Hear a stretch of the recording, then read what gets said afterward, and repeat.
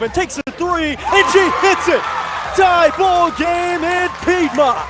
Driving, kicking, back to McKinney. Three-pointer, nothing but net. It's time to tip off high school basketball on regional radio. Stolen away by Gerstner. Gerstner on the run, right side layup, count it! Gets past Horton to the hoop, and a bounce pass between his own legs to Prater for the lay-in. Sick move by Brock Wakefield, sicker pass. Your home for high school basketball in the Parkland area and throughout southeast Missouri is J98 The Boot, AM 800 KREI, AM 1400 KJEF, and online at MYMOINFO.com. Head fake far side in the corner, Pennock. Kick out, catch and shoot, three. Are you kidding me? Naomi Perkins knocks it down to tie the game. Fans with the ovation. South Iron with a convincing championship win in the Central Christmas Tournament over the Rebels. Welcome to the Fleegs Equipment pregame show, brought to you in part by Fleegs Equipment in St. Genevieve and Leadington. For all your lawn, farm, and garden equipment needs, let their family serve your family. On Highway 32 in St. Genevieve, on the outer service road at the Leadington exit, and online 24/7 at Fleegs.com.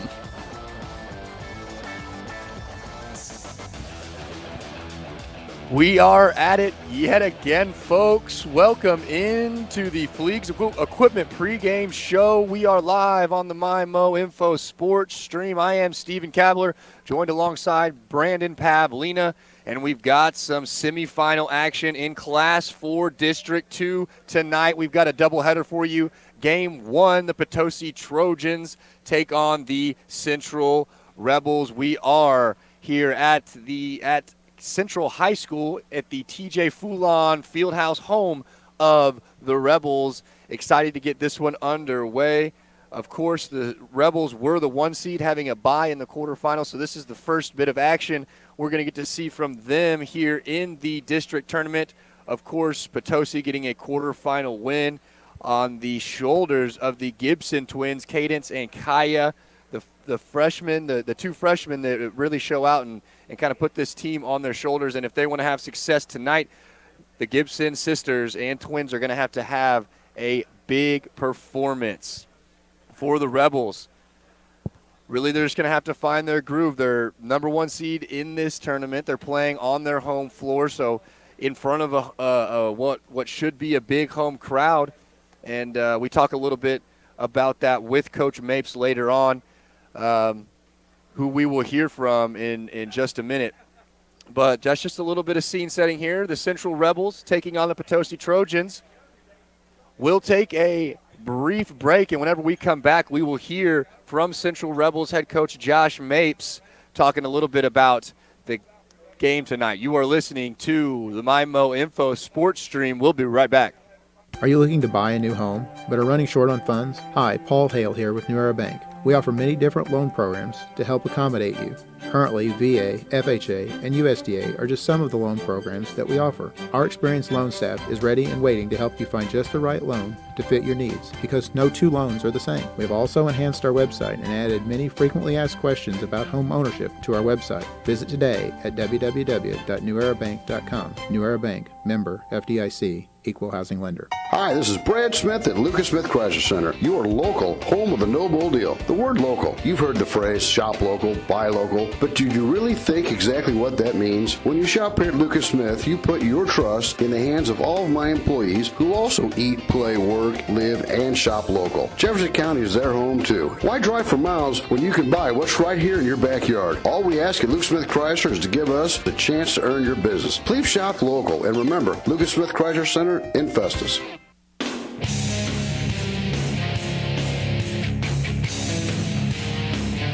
Welcome back into the Fleegs Equipment pregame show. I'm Stephen Kabler, joined here by Central Rebels head coach Josh Mapes. Coach, how are you today? I'm good. How are you? I'm doing well, thanks. Good. So you guys coming into this tournament, number 1 seed on your home court.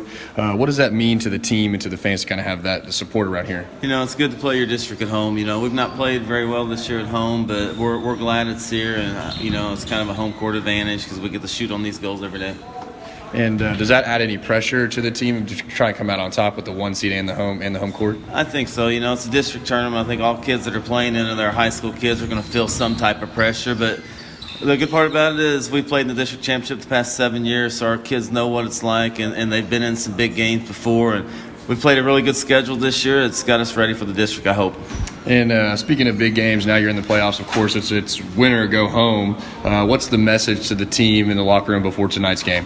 That's pretty well it. You just said it. Either you play well and you find a way to win, or your season's over. So hopefully our kids go out and scrap and claw and just find a way to win and hopefully make it to the finals.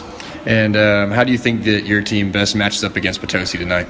It's hard to beat a team 4 times. We played Potosi 4 times, and they got a couple of really good seniors with Olivia Coleman and Jaylene Like, and their younger kids play really hard, and they've gotten a lot better throughout the season, so we'll have to play tonight. And just give me a couple keys to make sure y'all come out on top with the W. It depends how well Avery Norris plays tonight. All right, thanks, Coach. That's Central Rebels head coach Josh Mapes. Coach, thanks for your time. All right, thank you guys for the coverage. We appreciate it. And we'll be right back with the Fleegs Equipment pregame show. Hi, welcome to the UPS store. Yeah, I'd like to ship this package. Great, I can help you with that and every other ing. Did you just say every other ing? Printing, packing, copying, faxing, freighting, any ing your small business needs. Shredding. Yep. Mailboxing. Uh-huh. Notarizing? That too. Wow, that's really some ing. Now you're getting it. The UPS store. Every ing for small business. And of course, shipping. Hi, this is Jim, owner of the UPS store in Festus. See us now at our new location at 650 North Creek Drive next to Tiger Express Car Wash. In 1973, Comtree was established to meet a great need through opening a halfway house. The spark of meeting residents' needs continues to reignite in 2019. We've expanded our services to become the mental health safety net of Jefferson County while offering nationally recognized dental care and primary care. We invite you to join the Comtree family tree. Call 877-COMTREE or visit us online at comtree.org to schedule an appointment. Welcome to our family tree.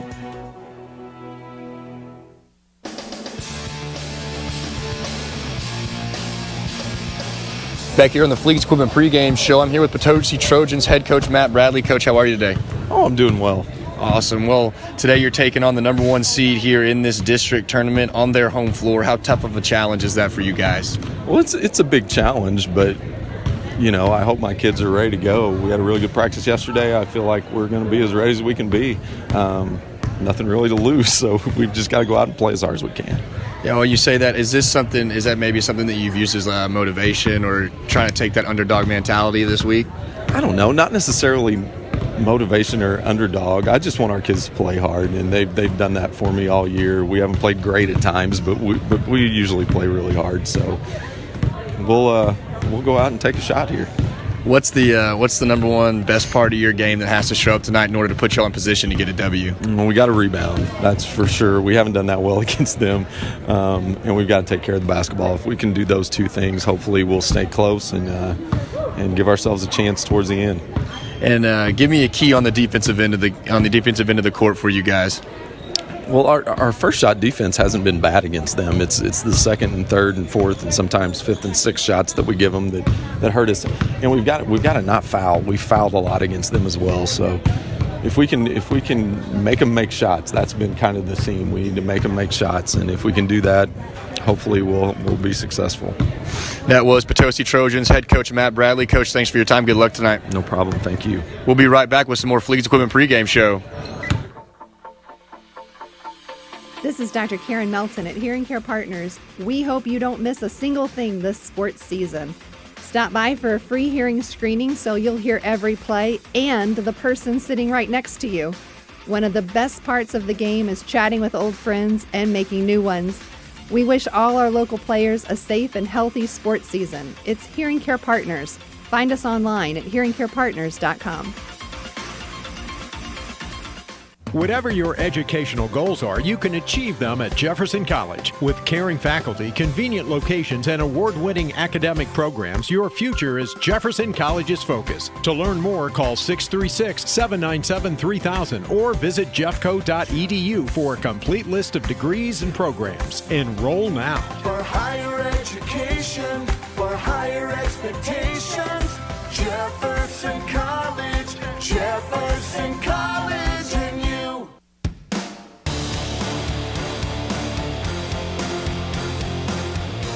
Welcome back into the Fleegs Equipment pregame show here from the Mineral Area College broadcast booth. I am Stephen Kabler, joined alongside by Brandon Pavlina. Pavs, how are you doing today? Doing well, Cabler. We are ready to rock and roll, man. This is day 2 of what will be 4 total days out here at the Class 4 District 2 tournament.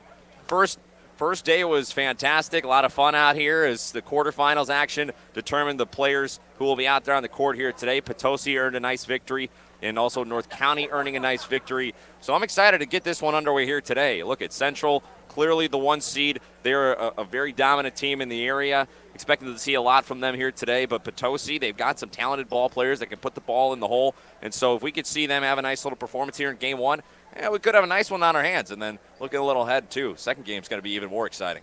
Yeah, I think it's all going to be about getting off to a good start on the offensive end for the Trojans if they want to put themselves in a position to come away with a W later on into the evening. If they get a good start, if they find shots are falling for them and they can ride that momentum, you never know what's going to happen. That's why they play the games. If we left it up to paper, it wouldn't be any fun. You're absolutely right, and that's the thing is you never really know who can get hot, who can get cold, who's going to maybe faint a little bit under the pressure of a district tournament when your season is quite literally on the line. And especially for Potosi, they've already played 1 game in this tournament. So that certainly helps to get a little bit of those nerves out of the way. When you've already played 1 game with your season on the line, you come out on top, you got a nice win. That could maybe play to the help of the Potosi Trojans here tonight when they're playing against a really, really quality opponent. Just going out there fearless. I mean, you heard Coach Bradley talk about it a little in the pregame as well. It's a situation here where, truth be told, not a whole lot of people are expecting Potosi to win this ball game. And that could sometimes play to your advantage as well as a team. You could play with a lot of confidence, or at least a lack of fear when you don't have anything to lose, when you're not necessarily expected to win the ball game. You can go out there and play loose and have fun and just try to make some stuff happen. And when you have a situation like that, and you have some talented players like Olivia Coleman, you got the Kaya or the Gibson sisters, you go down the list. I mean, Madeline Bradley's a good ball player. I mean, you could go down the list even further. I mean, they have some talent on this Potosi team. They're just a young group. And with a win already here in the district tournament, now those young players just a little bit more experienced coming out today against the Central team that they played a handful of times. You never know what's going to happen. Like you said, that's why you play the game, because if you left it up to paper, we already know this one would be decided. But that's not how this works. And also, I mean, we talked about it, you and I have over the last couple of days. I mean, these 2 teams, they've played 3 times already this season. This is going to be their 4th matchup on the season. They always say, as when you talk about like the NFL or the NBA, I mean, look, sometimes hard to beat an opponent 3 times in one season when you're talking about beating them twice in the regular season for football and then playing them in the playoffs. It's hard to beat a team 4 times in any season, regardless of what sport you're playing. So here tonight, Central, they have won the first 3 matchups against Potosi, but a chance here tonight for Potosi to maybe get the big one. And like we talked about, I mean, you just never know coming out here today what the 4th matchup can bring. Central had some time off since their final game. Potosi already a win in the district tournament. Who knows? It's going to be a fun one. I'm excited to get this one underway. Lots of great insight there from Brandon Pavlina. Thanks so much for all that. And like you said, You're welcome. That's what makes the teams like Potosi so dangerous, is because they don't have anything to lose, and they're going to go out here and play hard, and they're going to give it everything they have. So we'll be on the lookout for that. We are going to take a brief break here. We have just a short amount of time until tip-off, so we'll be right back. You're listening to the MyMo Info Sports Stream. You can enjoy a hot tub year-round, but nothing beats slipping into a hot tub when it's chilly out. Hi, I'm Megan Osbar, manager of Home Pools and Spas in Leadington. When you invest in a hot tub, you're investing in relaxation and therapy for your family. We can get you and your family into a new hot tub, and we can service your existing hot tub. Any brand, model, or year. Find us online at homepoolsandspas.net and on the outer road just south of the Leadington exit. Hello, I'm Dr. Bennett Wood, Director of Jazz Studies at Mineral Area College. Join us on Friday, March 13th, Saturday, March 14th, as our Jazz Festival returns. Acclaimed trombonist Michael Dees is this year's featured headliner. Purchase tickets at the Mac Bookstore by credit card at mineralarea.edu/jazzfestival, or you can pick them up the night of the performance while supplies last. For more information, call 573-518-2256 or check out mineralarea.edu. Hey, if you haven't been to Patsy's Furniture in Park Hills lately, then you haven't been to Patsy's Furniture. Man, the selection is as good now as it's ever been. And And that's saying something. Seriously, stop by and say hi to Chris and Jamie. The first thing you'll notice is just how nice they are. They won't hard sell you at all. They'll just let you look around and offer you help when you need it. And we're talking about really nice furniture, too, from some of the best-known brand names in the business. Hey, maybe that's why Patsy's Furniture is my only stop when I do my furniture shopping. Patsy's Furniture, right off Highway 67 at the Parkway Drive exit. You'll love to shop at Patsy's. For 57 years, the staff at Farmington Presbyterian Manor have dedicated ourselves to providing our community the best independent living, assisted living, skilled nursing, memory care, and short-term rehab. We are proud to be part of the Parkland community and provide the quality health care you deserve. Call 573-756-6768 today and schedule a visit to find out more about Farmington Presbyterian Manor.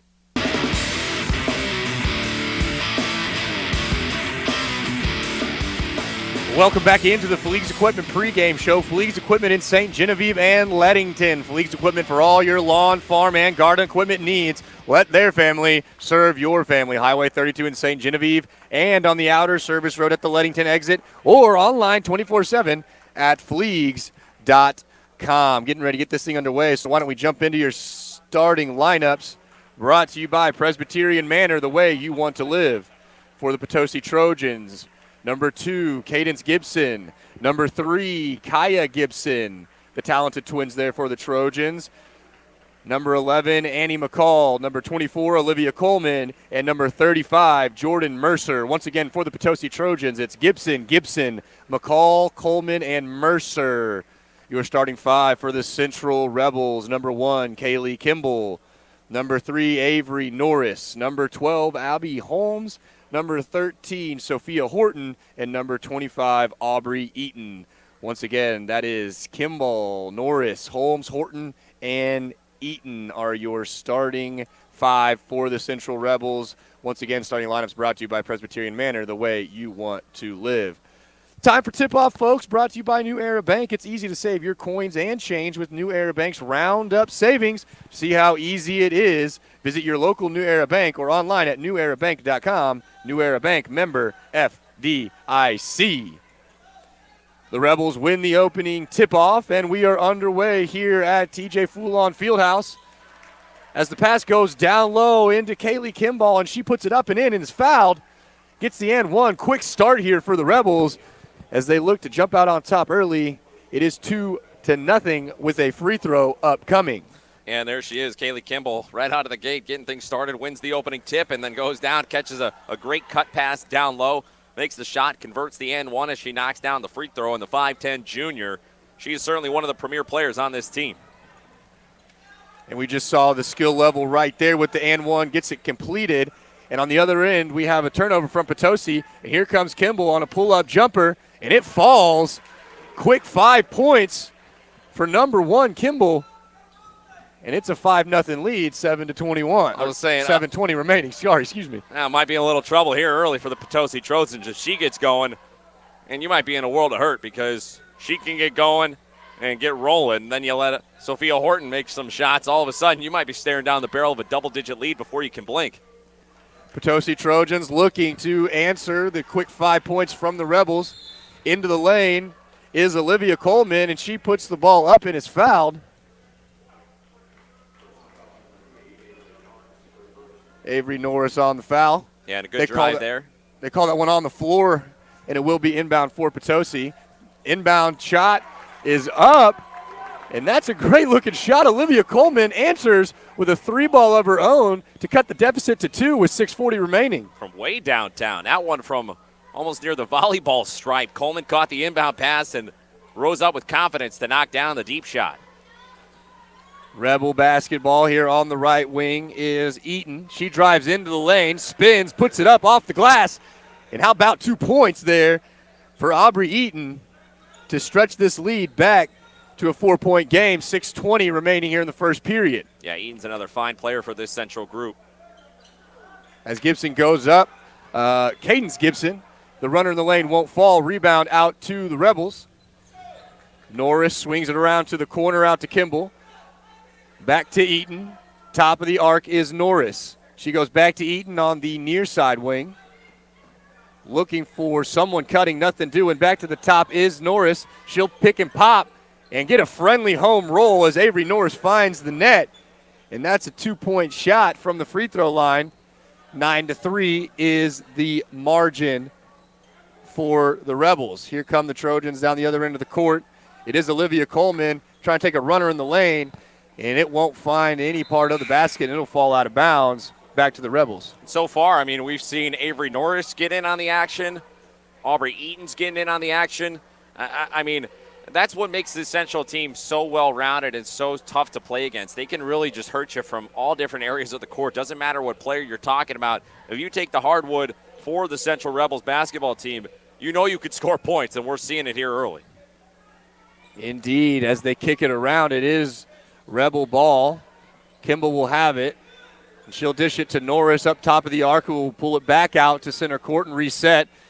She swings it around to Madison Holmes, who's in the game for the first time. She has it on the right wing, goes down low. Beautiful interior pass down to Abby Holmes, who puts it up and in. Great looking pass there from Kimball down to Abby Holmes, who puts the ball in the bucket, making this an 8-point lead, 11-3 with 4:50 remaining here in the period. It will be Trojan ball, 3-ball up, and no good. Rebound out to Madison Holmes. So this is going to be a tough one for you here today, bud, when you got the two Holmes sisters out there, very similar looking between the two. Granted, they're a couple of years apart, but then you got the twins for Potosi. I mean, yeah, it's a broadcaster's nightmare. Well, whenever there's multiple the same last name out there, you got to start throwing up the first name. So yeah, you do. As the Rebels look to go into the interior, Kaylee Kimball misses a little runner there, and the ball goes out of bounds out to the Trojans. 4:26 to go in the first period. Rebels lead by 8, 11-3. Inbound coming for Potosi. So they get it into Cadence Gibson. She's trying to break the high pressure from the Trojans. Bringing it all the way down is Coleman. She swings it out to Jaylene Like, who is in the game for the first time. Swings it back to Coleman. Pump fakes. Looking down to the short corner. That is Annie McCall. She gives it back to Coleman, lower in the shoulder. Kicks it out to Like. 3-ball up, and it's good. Great looking shot there from Jaylene Like. And she's going to cut this deficit down to 5, 11-6, as the Rebels bring it up the court quickly. Dish it around to Aubrey Eaton, who puts up a shot. No good. Offensive rebound by Kimball, but it's stripped away by Like. And the Trojans are hanging around in this one. I'll tell you what, Jaylene Like's a good little ball player, a senior and a very talented one for this Potosi team. She's got a good shot from distance, and not only that, but you saw the great steal on the other end as well. She can really make some plays out there, and they're going to certainly need it here today. As we get a foul call coming against the Rebels, that is Sophia Horton gets called for the hold. They were looking on an interior pass down low to Olivia Coleman, and she just got caught for holding as the inbound passes to Like. Gets down low to Cadence Gibson, puts up a shot, no good. Gets her own rebound and kicks it back out. Coleman up top, swings it over to Like on the right side. Back over to Gibson, 3-ball up, no good. Rebound out to the Rebels, and they'll look to push quickly down the other end of the court. Bringing the ball up is Madison Holmes. She kicks it over to Jessica Husley. Down into the lane is Aubrey Eaton, and she makes a great move and puts the ball up and in. 2 more points for the Rebels. 7-point lead. Back out in front, 13-6 with just under 3 minutes to go here in the first period. Potosi bringing the ball up. Like, 3-ball up. No good. And a loose ball foul there will be called against Potosi as Aubrey Eaton was going up for the rebound, and she got knocked over.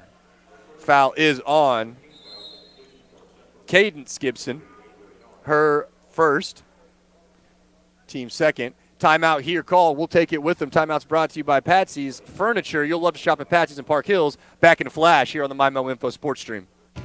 There's no need to be scared of flu season. Just say boo to the flu and head over to Parkland Health Mart Pharmacy for your flu shot. It's the perfect way to protect you and your family, and no appointment is necessary. Just pop in when you have time, and we will have you on your way in just a few minutes. Cash prices are available, or we're happy to bill your insurance. We know you have better things to do than be stuck at home with a nasty case of the flu. Come see us at Parkland Health Mart Pharmacy in Deloge, Fredericktown, Ironton, and Farmington. I was like, dude. And we're back here in the Mineral Area College broadcast booth. 2 minutes and 45 seconds remaining here in the first period. It's 13-6. The Central Rebels lead the Potosi Trojans. The Rebels with the ball as they look to extend their lead. It is Eaton with the ball top of the key, gives it off to Norris. She'll swing it around to Horton. Horton goes down the corner, back to Eaton. 3-ball up. Bang! Count it. Aubrey Eaton with her 7th point of the game. Oh, and here's a quick inbound. Cadence goes quick down the floor. Oh. That is not good as she dishes off to Jaylene Like, who looks to go back to Gibson, stumbles and falls, and looks like she hit her neck a little bit on the stands down there. What'd you see, Brandon? She went shoulder first right into that front row of bleachers. She hit the step right in front of the bleachers, but that could not have felt good, and she's moving a little gingerly out there on the court, and understandably so, and timeout is called, and I got to imagine that's Coach Bradley trying to call it to maybe give Like a chance to catch her breath or maybe take her out of the game, because that was a rough shot that she just took. And it looked like a good inbound play that just turned into something unfortunate as Cadence Gibson was racing down the court. Looked like they had a good play there, and she just got tripped up. As we are returning back to action here, Like will remain on the floor.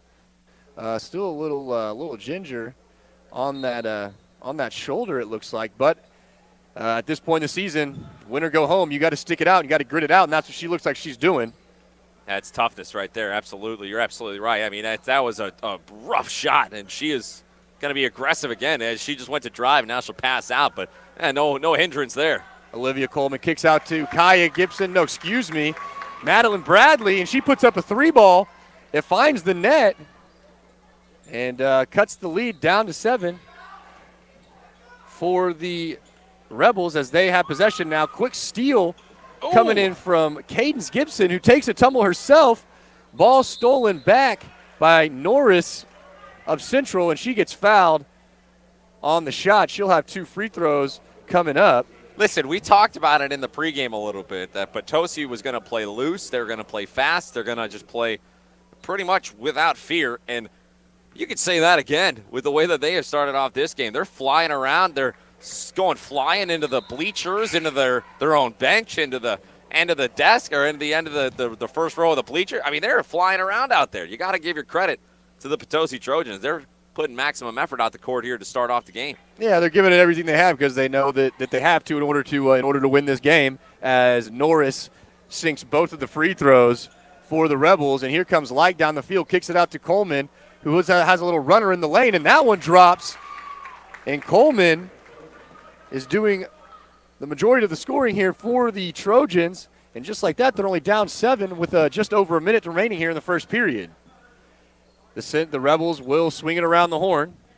Up top is Norris. She gives it over to Holsey. Swing it out to the corner is Holmes. 3-ball up, no good. Offensive rebound from Kimball, and she'll be tied up. That'll be a jump ball, and we'll stay on this end of the floor. The Central Rebels are going from left to right across your streaming devices, and the Potosi Trojans will go from right to left. It is Rebel basketball. On the sideline, Norris to do the inbounding.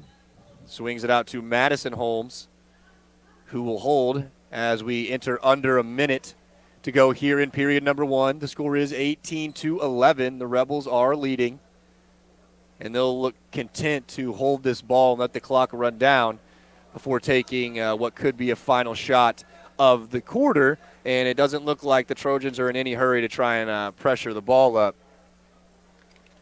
And as the clock ticks under 30 seconds here, Like to thank a few sponsors: Applebee's of Farmington, Cole's Tractor and Equipment, Comtree, the Doe Run Company, Fleegs Equipment, and Gateway Motors. 21 seconds and counting as Norris continues to hold the ball down to 15 seconds. Everyone just kind of standing around waiting for something to go on. Here we go to 10 seconds, and now Norris starts the action as Holsey gets it on the right wing. Back to Norris, 5 seconds. Swings it over to Holsey, and that's pass is too high and goes out of bounds, and a costly mistake there for the Rebels as they bring the clock all the way down and then turn the ball over with just under 4 seconds to play, giving the Trojans a chance at a last-second shot. Here's the inbound to Like. 1 second. Shot is up. No good, and I think that might have been after the buzzer as it is, but at the end of the first period, it is Central 18, Potosi 11. We'll take a break. We'll be right back to TJ Foulon Fieldhouse. You're listening to the MyMo Info Sports Stream. When it's all said and done, what really matters? For Serenity Hospice Care patient Jack, hospice isn't about giving up. It's not about the end. It's about right now. It's about spending precious time with the people we love. Come on, Grandpa. And the little moments that create lasting memories. It's focusing on what's important to you and remembering life is beautiful in all stages. Eating good in the neighborhood at Applebee's sounds so good, doesn't it? Hi, I'm Amy Cousins, General Manager of Applebee's in Farmington. You and a friend can start with 2 side salads or an appetizer to share, then choose any 2 full-size entree from the 2 for $20 dinner lunch menu. Or pick 2 items to create your own combo meal from the classic or signature lunch combo menu. Soups, salads, chicken feet, a roll-up, clubhouse grill, or chicken tenders. There's so much to choose from, and it's all under $10. Dine in or call it in. Applebee's on Carge Boulevard in Farmington.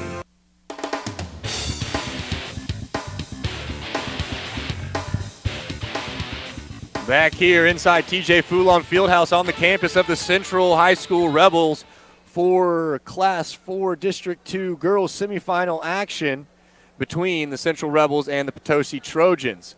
As we resume play here at the start of the second period, it is Madeline Bradley to take the ball top of the key. She gives off to Like right wing over to Coleman on the left wing. Cross-court pass over to Cadence Gibson, back to Like, who will look to drive, picks up her dribble, kicks it back to the corner to Cadence, back up top to Bradley. She swings it over to McCall. McCall goes all the way across court to Like, gives it back to McCall on the right arc. Bradley brings the ball in, kicks it back out. Here is Cadence Gibson out to McCall, and now they're going to reset as Bradley takes the ball, gives it off to Like at the top of the arc, and they'll reset looking for a new play. They get it down to Coleman, who has a miscommunication and throws it out of bounds. Ball over to the Rebels. Once again, the score is 18-11 with 7 minutes remaining here in stanza number 2. Rebels have the ball, bringing it up is that is Norris. Norris gives it over to Eaton. Eaton swings it over to Holsey. Holsey back to Eaton. Back to Norris. Norris for a 3-ball up. No good. And there's going to be a loose ball foul as Abby Holmes was going for the offensive rebound. And that will go against Olivia Coleman. That is her first, team's 4th. And it will remain possession with the Rebels. Inbound passes up to Kimball, who puts the ball up and is rejected. And the ball goes out of bounds over to the Trojans. And in all honesty, they're only down 7. They're hanging around. They're making shots. 9 of their 11 points have come on 3 balls, Brandon. What do they have to continue doing well in order to stay in this game? Well, I think that the shooting from beyond the arc has to continue. I think that's really going to be the main way that you're going to, one, be able to chop into the deficit that you're facing. Granted, it's only 7 right now, but you're going to need to knock down some threes to match the speed at which Central can put points up on the board. And if they can do that, then you can open up some things down low. So it's really just going to be a matter of, can Potosi continue to knock it down from deep?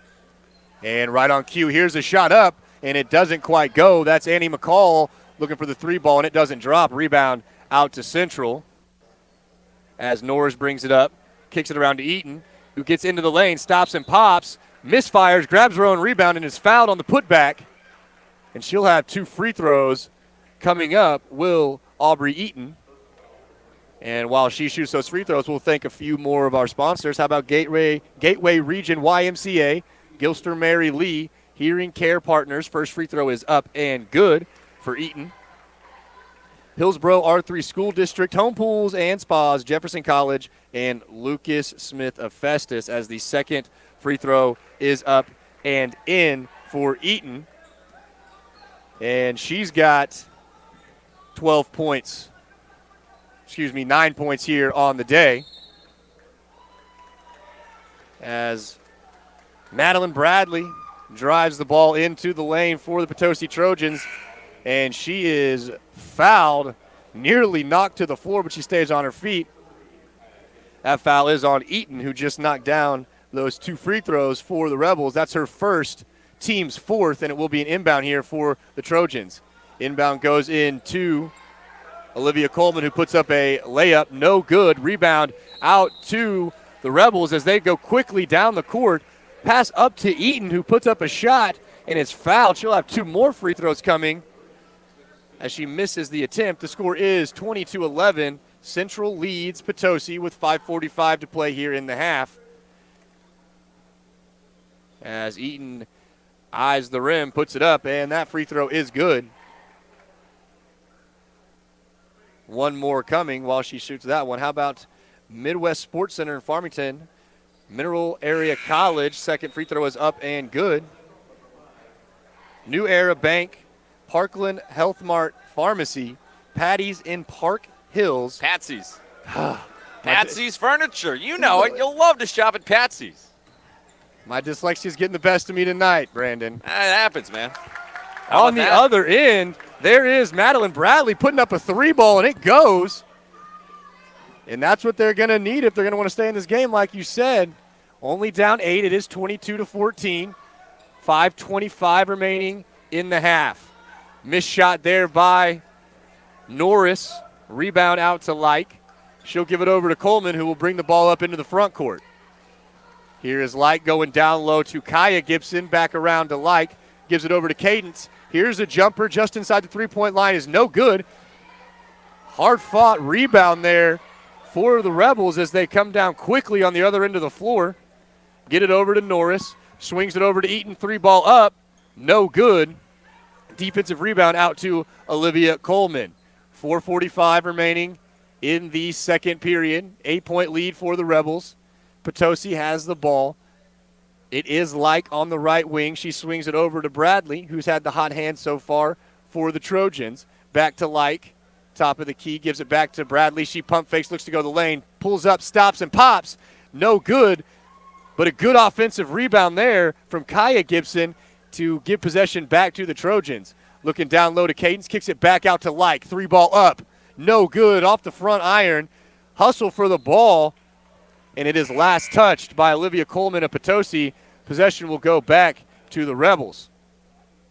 Madison Holmes re-enters the game for Holsey, as well as Sophia Horton to enter the game, and Abby Holmes will exit for the bench.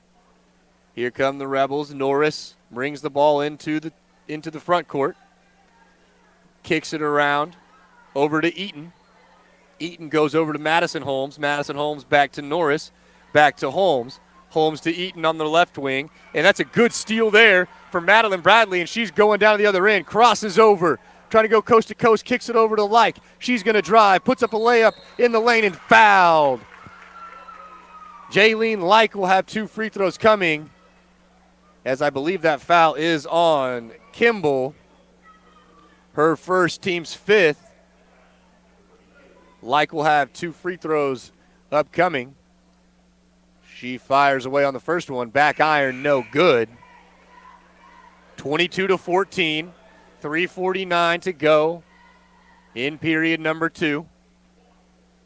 1 free throw upcoming for Like. She lets it fly and finds the bottom.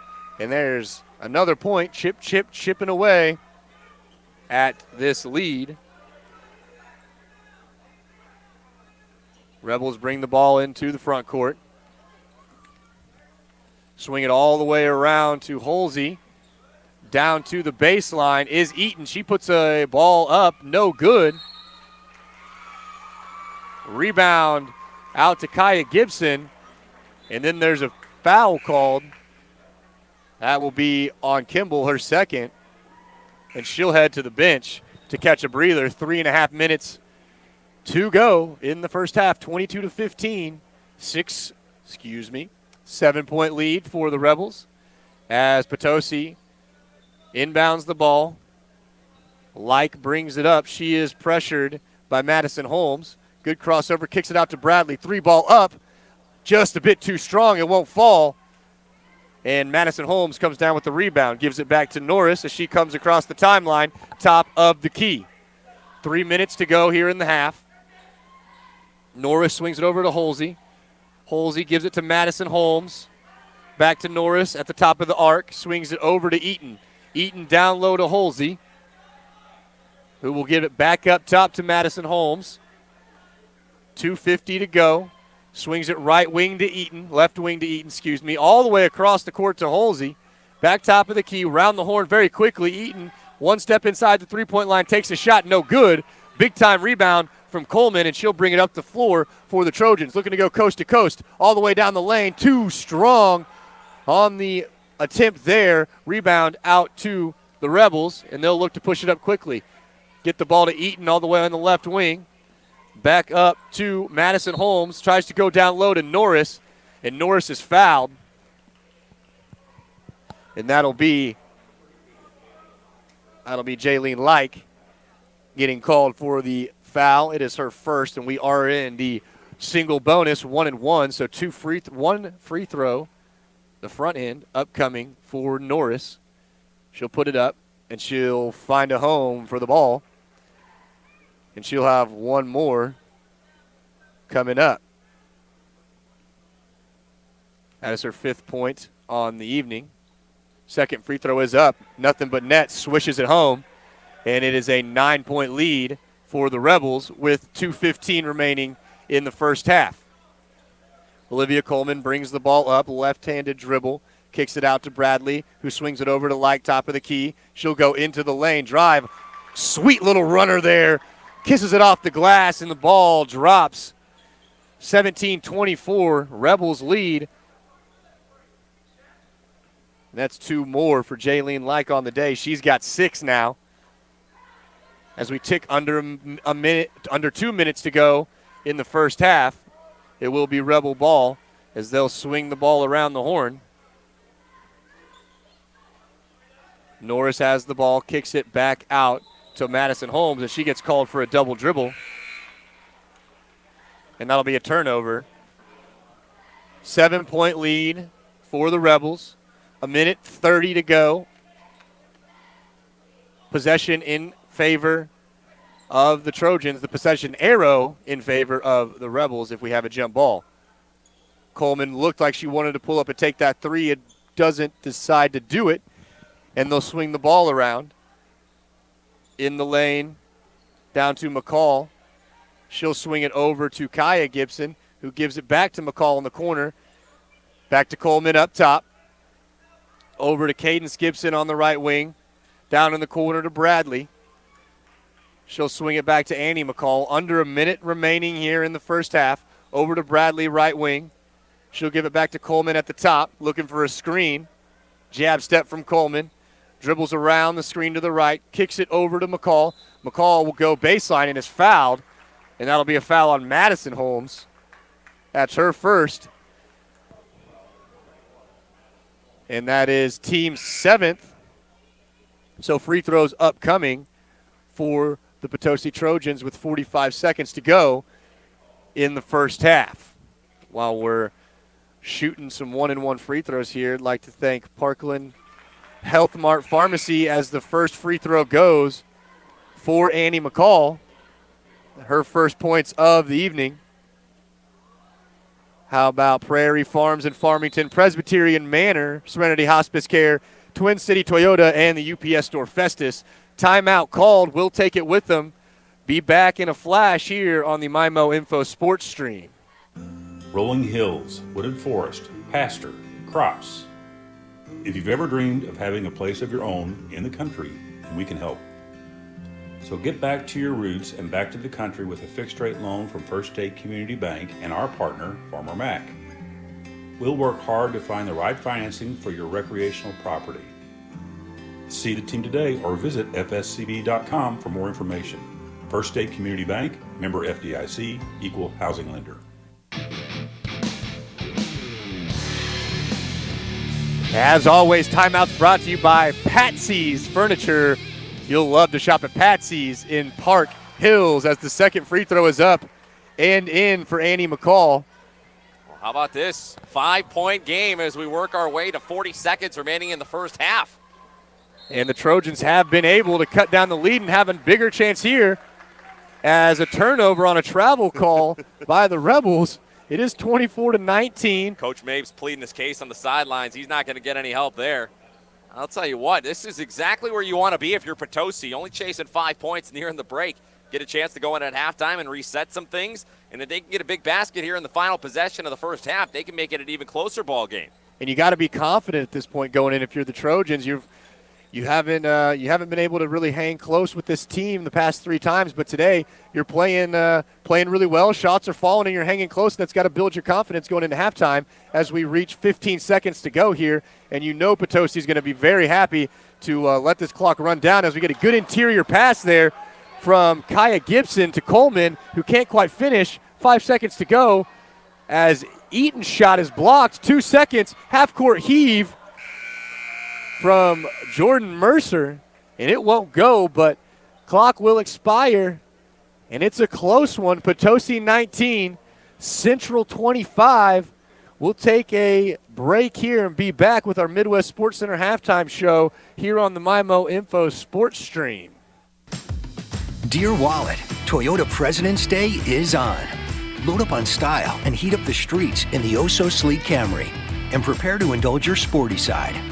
Load up on comfort and quality family time in the roomy Highlander with tons of tech and seating for up to 8. Load up on fun and adventure in the versatile RAV4 with plenty of room for all your gear. And load up on confidence. All these Toyota models come with our active safety system, Standard. Load up on style, load up on comfort, load up on adventure, and load up on savings. Hurry in during Toyota President's Day and get a historic deal before it's history. See you soon, your new Toyota. Find yours at buyatoyota.com. Toyota, let's go places. See Twin City Toyota, I-55 at the Herculaneum Auto Mall exit, or visit them online at twincitytoyota.com. What you put on your family's table does make a difference, and Prairie Farms is proud to play a role in your family's growth and good health. Since 1938, Prairie Farms has been providing high-quality products and fresh, wholesome, and nutritious milk to you and your family. From yogurt, dips, and sour cream to cottage cheese, ice cream, and milk, the next time you're at the store, reach for the Prairie Farms label and know you're serving the best. Prairie Farms, dedicated farmers, happy cows, and real milk.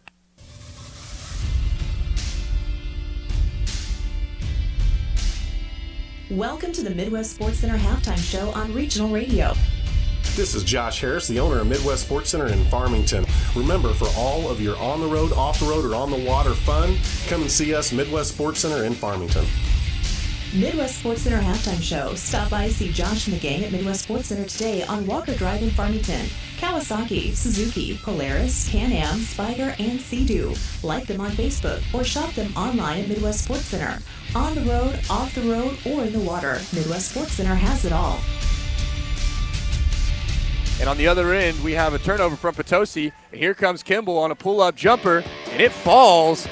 Quick 5 points for number 1, Kimball. And it's a 5-0 lead, 7-21. I was saying 7:20 remaining. Sorry, excuse me. And it will be inbound for Potosi. Inbound shot is up, and that's a great-looking shot. Olivia Coleman answers with a 3-ball of her own to cut the deficit to 2 with 6:40 remaining. She'll swing it around to Horton. Horton goes down the corner, back to Eaton. 3-ball up. Bang! Count it.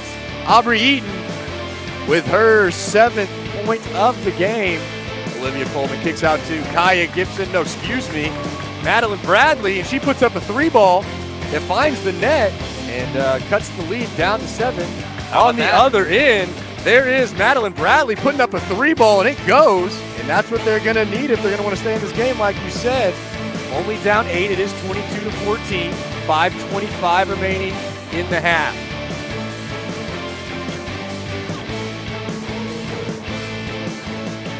Welcome into the Midwest Sports Center halftime show.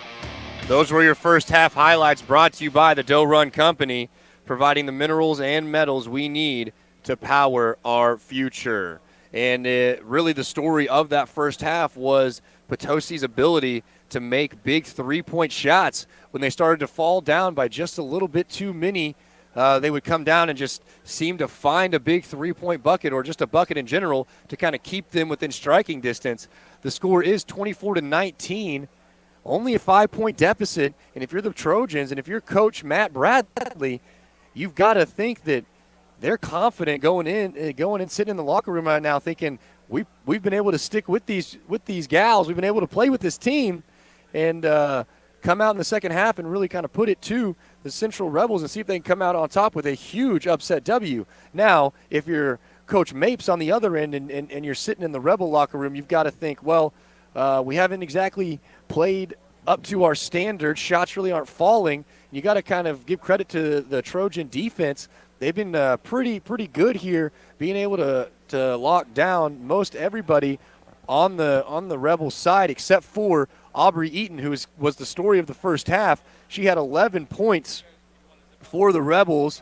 Kaylee Kimball had 5 as well, and Avery Norris had 6. So top scorer of anyone from either side is Eaton with 11. And on the Trojan side, three scorers, Olivia Coleman with 5, Madeline Bradley with those 2 big 3-balls that you heard in the highlight. She has 6 points, and Jaylene Like with 6 points of her own, including 1 3-point bucket. So all that ends up being 19-24 here in the sitting at halftime. Central leads, and we're going to take a quick break here.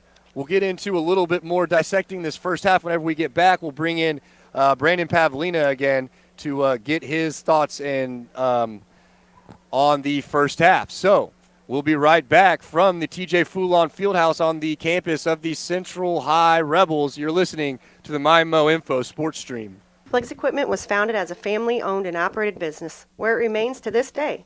Known best for selling exceptional equipment such as Case IH, Hustler, Vermeer, Cub Cadet, Massey Ferguson, and many more. Flex Equipment is a proven company with certified technicians and customer service where you're more than just a number. Our certified technicians can diagnose, troubleshoot, repair, and maintain your equipment. Not just one color, but every color. Even if you don't purchase your equipment here, we can provide you with the best service available and the largest selection of parts. As the months turn colder, it's time to service your equipment, get it ready for spring and summer. Winterize your equipment and tune up any equipment that you'll need over the winter. We do that here, and we do it well. If you're in the market for a new compact tractor, blades, whatever the need, see us here at Fliggs Equipment. Make us your first stop. Fliggs Equipment, Highway 32 in St. Genevieve, and on the Outer Service Road in Ludington. Online 24/7 at fliggs.com. Fliggs Equipment. Let our family serve your family.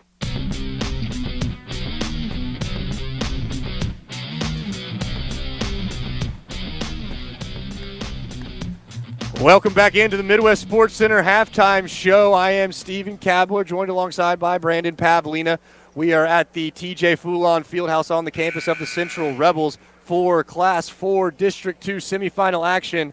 At half, the Central Rebels lead the Potosi Trojans 24-19, and I'm going to bring in Mr. Pavlina here to kind of give us a breakdown of what he saw in the first half and what he can expect to see from the Trojans and the Rebels here in the second half. Well, so look, I think the first thing that you start off with was some of the things that we touched on in the pregame show. I think Potosi, already having played one game here in districts, certainly look like they got the experience of doing so. They've been playing with a lot of confidence. They've been playing free and easy and really just letting it all hang out there on the court. I mean, they've been flying around. Energy has been extremely high for this Trojans group, and we've seen a couple players go flying into the bleachers, into the benches. I mean, they're playing hard, and they're knocking down some big-time deep shots. And when you can do that, you can keep a team at bay. And then on the other side for the Central Rebels, I don't know that nerves would be the right word, because this is certainly an extremely experienced team. You talk about a team who finished in second place in the MAAA Large School Division this year in the regular season, but they won the conference tournament in the actual tournament. So they've played on big stages. They know what it's like to be playing out here in front of a great crowd in a big-time environment where your season is on the line. So I don't know that nerves is necessarily the factor. However, they're not scoring the way that they certainly would like to. I mean, you talk about them finishing with 18 points at the end of the first quarter. They only put up 6 in the second quarter. That is not something that this Central team is used to. So something is off with this Central group, at least offensively from what we saw in the first half. They're going to have to be much, much better in the second half if they want to turn things around. Now, granted, still a 5-point lead. I mean, you're not going to be bummed out because you're going into the break with still a lead in hand. However, this is a team who has beaten Potosi pretty handily several times, and they would like to put together a similar performance in the second half to try to be able to run away with this thing and not have to necessarily be in a slugfest the rest of the way down the stretch. But with the way Potosi's playing, if they can keep knocking down some shots from deep, I mean, this one is still up in anybody's ball game, because with the way Central is playing, and if they're going to only be scoring at a clip that's going to put them at right around 50 in the game, they're beatable here tonight. So we'll see. They're going to have to really turn things on and start getting that offense going in the second half if Central wants to come away with a big-time win and get themselves into the district championship. Yeah, and I think if you're Coach Mapes, your message in the locker room to your squad was just relax, go out there, settle down, play our game, and let's see if that if they can get that going here in the second half. They'll start with possession as they will move from right to left across your computer screens and streaming devices, and the Potosi Trojans will go from left to right across those same exact very devices. And just like that, the Rebels are going to strike quickly with some good triangle offense-style passing. Kaylee Kimball goes in and gets an easy layup, and that'll get us started underway here in the second half, 26-19.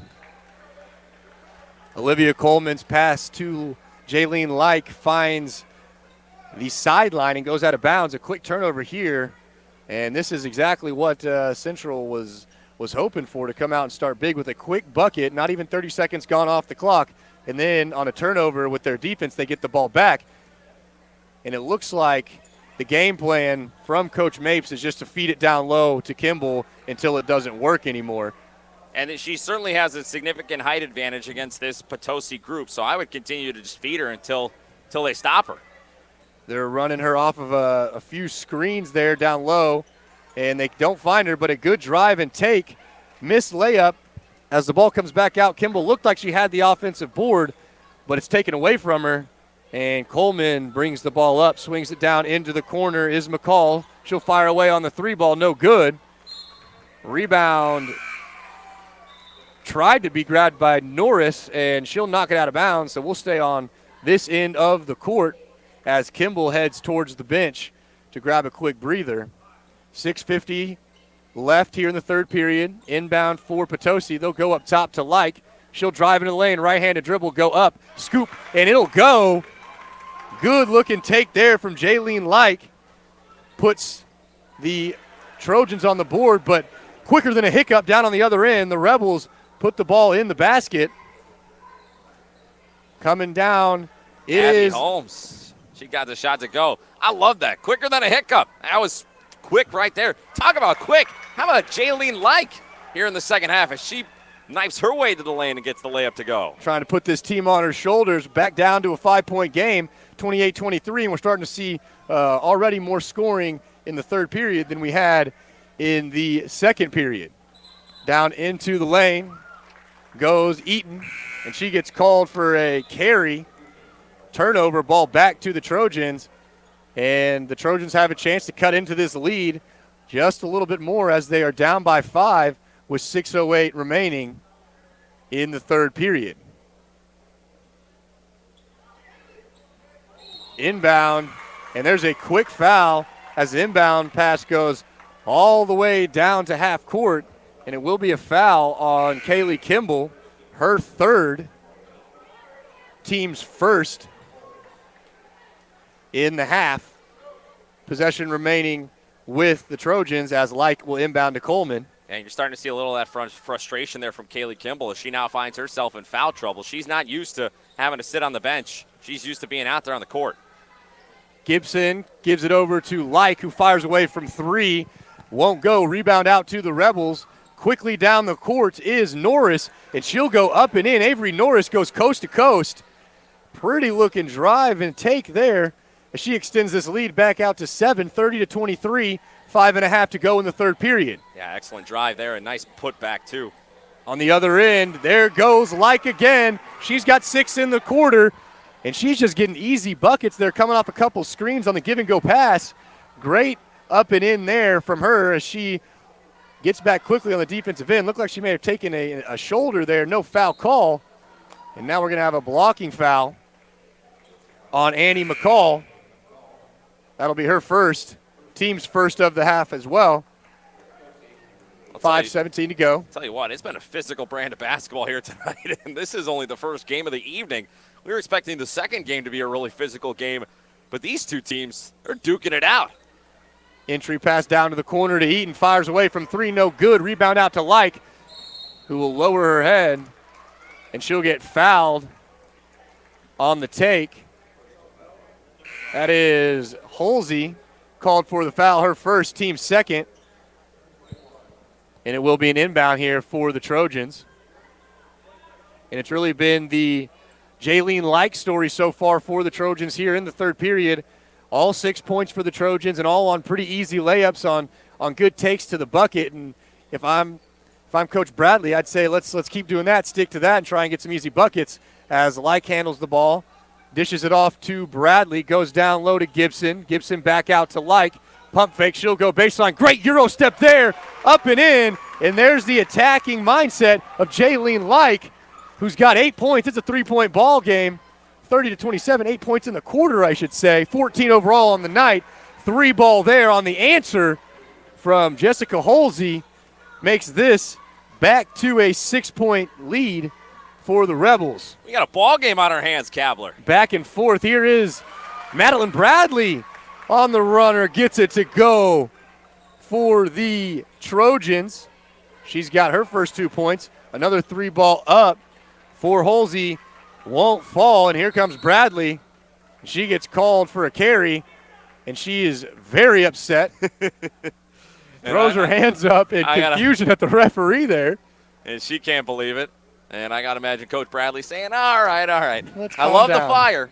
However, the last thing we need in a close ball game like this is to be drawing technical fouls, so you always got to be careful of that. The last thing you would want in a 4-point ball game would be to give Central a chance to tack on a couple of more points. They don't need any help.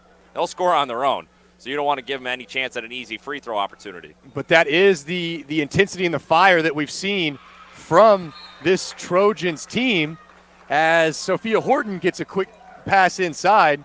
And Horton's been bottled up really all game long, and that's not something she's used to either. She usually is pouring it on and feeling it up out there, but so far Potosi doing a great job of locking her down and trying to get someone else to try to beat him. Yeah, Horton with no points tonight. She'll do the inbounding, get it back on the give and go up in the lane, and there she has a chance as that ball falls out, but she is fouled, and she'll have 2 free throws coming up. And that's the sign of a great basketball player, Stephen, is when I've seen so far Sophia Horton this season and she has had a tough night offensively, what she'll do is she'll start attacking the basket a little bit more and getting herself to the free throw line. And that's just a mark of a great basketball player, knowing that really to get yourself into a rhythm, you got to start seeing the ball go through the hoop. And no better way to do it than from the charity stripe. It's always nice to build some confidence just seeing the ball go through the hoop as the first free throw falls, second one falls. You can tell that she's used to scoring because that's a good-looking shot from the free throw line. Barely even hit the net on both of those free throws, and maybe those 2 free throws will get her going as they've built up a 6-point lead here and a steal on the other end. Horton will bring it down. She'll swing it back over to Norris. Norris drives in the lane, puts it up. Basket counts as it falls, and she's fouled. Avery Norris looking to complete the 3-point play, and you blinked, didn't you, Brandon? And now it's already an 8-point game. The Rebels back on top by 8, looking to extend it to 9 with the free throw coming for Norris. And that's what they can do to you. Like I said, man, you can't take the foot off the gas pedal at all when you're playing against this Potosi team. Look, they only scored 6 points in the second quarter, but here, just a shade over halfway through this third, I mean, they've already put more than 10 up on the board. So, I mean, hey, they can really turn it on at any point in time. You cannot take your foot off the gas pedal. You can't slow down. You got to just stay after it, both offensively and defensively, if you want to hang with this Rebels group for 4 quarters. As Cadence Gibson gives it over to Like on the right wing, down to Coleman, who gives it back out to Bradley, who fires up a 3, and it doesn't quite fall. Rebound out here to Norris as the Rebels are looking to push. She'll dish it over to Eaton. Back up top to Norris. Norris down in the short corner to Madison Holmes, who dribbles back up to the top of the key. Swings it back over to Eaton, left wing. Eaton pressured by Cadence Gibson. She'll swing over to Norris. Norris down in the corner to Madison Holmes. Back to Norris on the right wing. Back over to Holmes, top of the key. She'll give it to Eaton, drive in the lane. Good little jump step there, and the ball won't fall. Rebound out to the Trojans. 2:45 to go in the third period. 38-29, Central leads. Here goes Like on the take. She'll get fouled before the shot. It will be an inbound for the Trojans. Foul is on Horton. That is her third and the third team foul. So just like that, I mean, I know that we've only got 2:40 to go here in the third, but Kaylee Kimball with 3 and Sophia Horton with 3 fouls, and both of them are on the bench right now. This is a good opportunity for the Trojans to try and put some points on the board and cut into this deficit. Well, it's certainly that, but it's also a great opportunity for some other players on Central as Like drives it hard and is going to be fouled. Boy, she is just playing relentless out there tonight. Doesn't matter. She's giving up the body, willing to take the contact, and she's going to earn herself likely a chance at a couple of free throws, and that looks to be the indication. But, yeah, like you said, with Kimball and Horton both on the bench, it's a great opportunity for Potosi to try to climb back into this game, but also it's a great opportunity to try to see some other players for Central step up. They've done it so far tonight. Don't get me wrong. I mean, Kimball and Horton have been held in check for the most part. You talk about an Avery Norris out there, Eaton. It really goes down the list, regardless of who you're talking about, the Holmes sisters. I mean, they're going to need some other players to start putting some points up on the board now with their 2 best players on the bench. And Light goes 1 for 2 from the free throw line and then tries to get the offensive board and gets called for the block on the high-pressure defense there. That is going to be her 4th. So now that's going to be really tough for the Trojans here. Big smile on her face as she hits the bench. She's laughing, having a good time. And look, that's what we wanted to see from this Potosi group, out there having fun, playing free, and just flowing out there tonight. Of course, you don't want to foul and get yourself in foul trouble, but Like will have to head to the bench. They're going to need her in the 4th quarter. As the Rebels bring it up, and with 2:10 to go in the third, they're content holding the ball until the Trojans come out and pressure them. Here's the high pressure. Good pump fake there from Norris, who gives it over to Kimball, who misses the jumper. And bodies are starting to fall as Aubrey Eaton trips up over Coleman and hits the deck hard, but loses the ball out of bounds. And so we're going the other direction. Trojans ball, down by only 8. 2 minutes to go in the third period. Coleman brings the ball up, goes way down. Great pass. The football pass down the court to Kaya Gibson for the easy layup. Her first 2 points of the game pull the Trojans within 6, and that's one way to break a full court press with the long ball pass right on the money. Here is Eaton down low. Good interior pass down to Aubrey Holmes, but she misses the bunny. And don't look now, but here come the Trojans, down only 6 with 1.5 minutes to go in the third period. Interior pass to Cadence Gibson down on the block. She gives it to Coleman, who goes into the lane, and it's fouled. And we'll have 2 free throws coming up, looking to cut further into this lead. Olivia Coleman, being aggressive here. And the longer that the Trojans can allow Like to sit on the bench and still cut into this lead, the better, because 1, she'll be fresh, and 2, you don't have to worry about those fouls. She's only got 1 more left to give. And in the closing minutes of this game, if it's close, you want someone who is as aggressive as Jaylene Like on the floor to be able to take the ball to the rack, get fouled, or even shoot an outside jumper if necessary. Coleman misses the front end of her 2 free throws. Still a 6-point game. Second one is up, and it's good. This game is now only a 5-point deficit for the Trojans, 38-33, a minute 15 to go here in the third period. Eaton controls the ball for the Rebels. She'll go inside. Good little crossover step move, but just can't quite find the bucket. Rebound, offensive rebound out to Norris, who gets called for an offensive foul. And that is the 7th foul, so we should be shooting free throws. It's actually on Aubrey Eaton, the foul. Oh, excuse me. And that's her second. Central not in a whole lot of foul trouble just yet, but they are starting to work their way up. 16 fouls, so essentially Potosi in the bonus here as we head towards the final minute of the third. 16 fouls, as Brandon just said. It will be Potosi ball. They'll swing it around a little bit, go back up top to Coleman. 45 seconds to play in the third period. 5-point ball game. Almost had it stolen away to Coleman. She'll go into the lane, and she'll get a block. I thought I agree with you on that one, Brandon. She kind of extended the elbow there. She's laughing a little bit. Maybe she knows that she might have gotten away with one, but now she'll have free throws upcoming to try and cut this deficit down a little bit further. I mean, the indication from just about everybody on the Central sidelines was the exact same move that I made, which was a forearm shiver, which is really what we saw. I mean, Olivia Coleman barreled her way inside, and the defender was trying to draw the charge, and Coleman pretty much obliged as she drove hard and threw an elbow. It should have been a charge, but, hey, Potosi, they'll take the blocking foul and the pair of free throws, and now with 17 fouls already in the second half, Potosi shooting free throws the rest of the game. So this could be a huge development here late in this one. Both free throws are good for Olivia Coleman, and just like that, it's a one-possession game for the Potosi Trojans with 30 seconds and counting here in the third period. And it looks like the Rebels are content, unless they get something wide open, to swing this around and take the last shot and not give Potosi any more momentum heading into the fourth. They'll swing it around. Well, what they can't do is they can't do what they did at the end of the half, which is bleed away the time and then not get a good shot off. Here is Norris in the lane, kicks it out to Eaton. Jumper, no good. 8 seconds to go. Rebound out to Potosi. Here is Cadence Gibson. She'll have it knocked away from behind, but they'll retain possession. 3.9. I think that might be the identical amount of time that was left whenever they got the ball back at the end of the half. Only down 3 here. Get it in their front court, however. Looking for the inbound out to Coleman, and she'll get called for the travel. Took a couple of hop steps there. So there's a break for the Rebels. And I think Potosi's gotten away with that a little bit here tonight, where they've had a few times that I've seen and noticed where they seem to maybe have caught a pass, got their feet going a little quick, no call. That time not going to get away with it.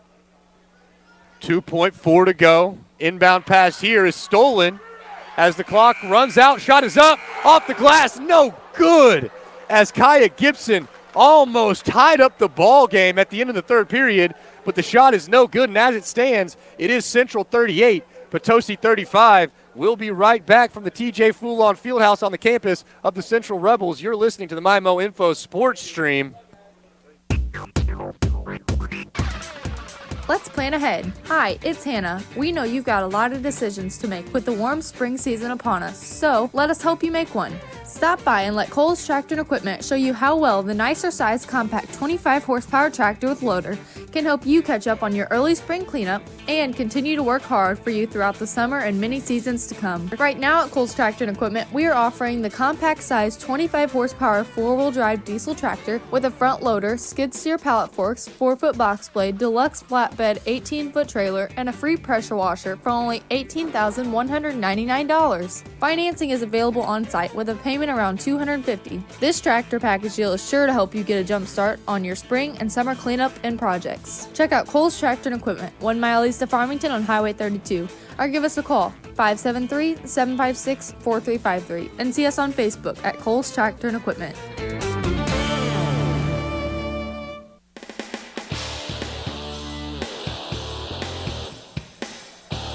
Boy, howdy, we're in for an interesting fourth quarter here in Class 4 District 2 semifinal action. The Central Rebels, the 1 seed, leading the 4 seed Potosi Trojans 38-35.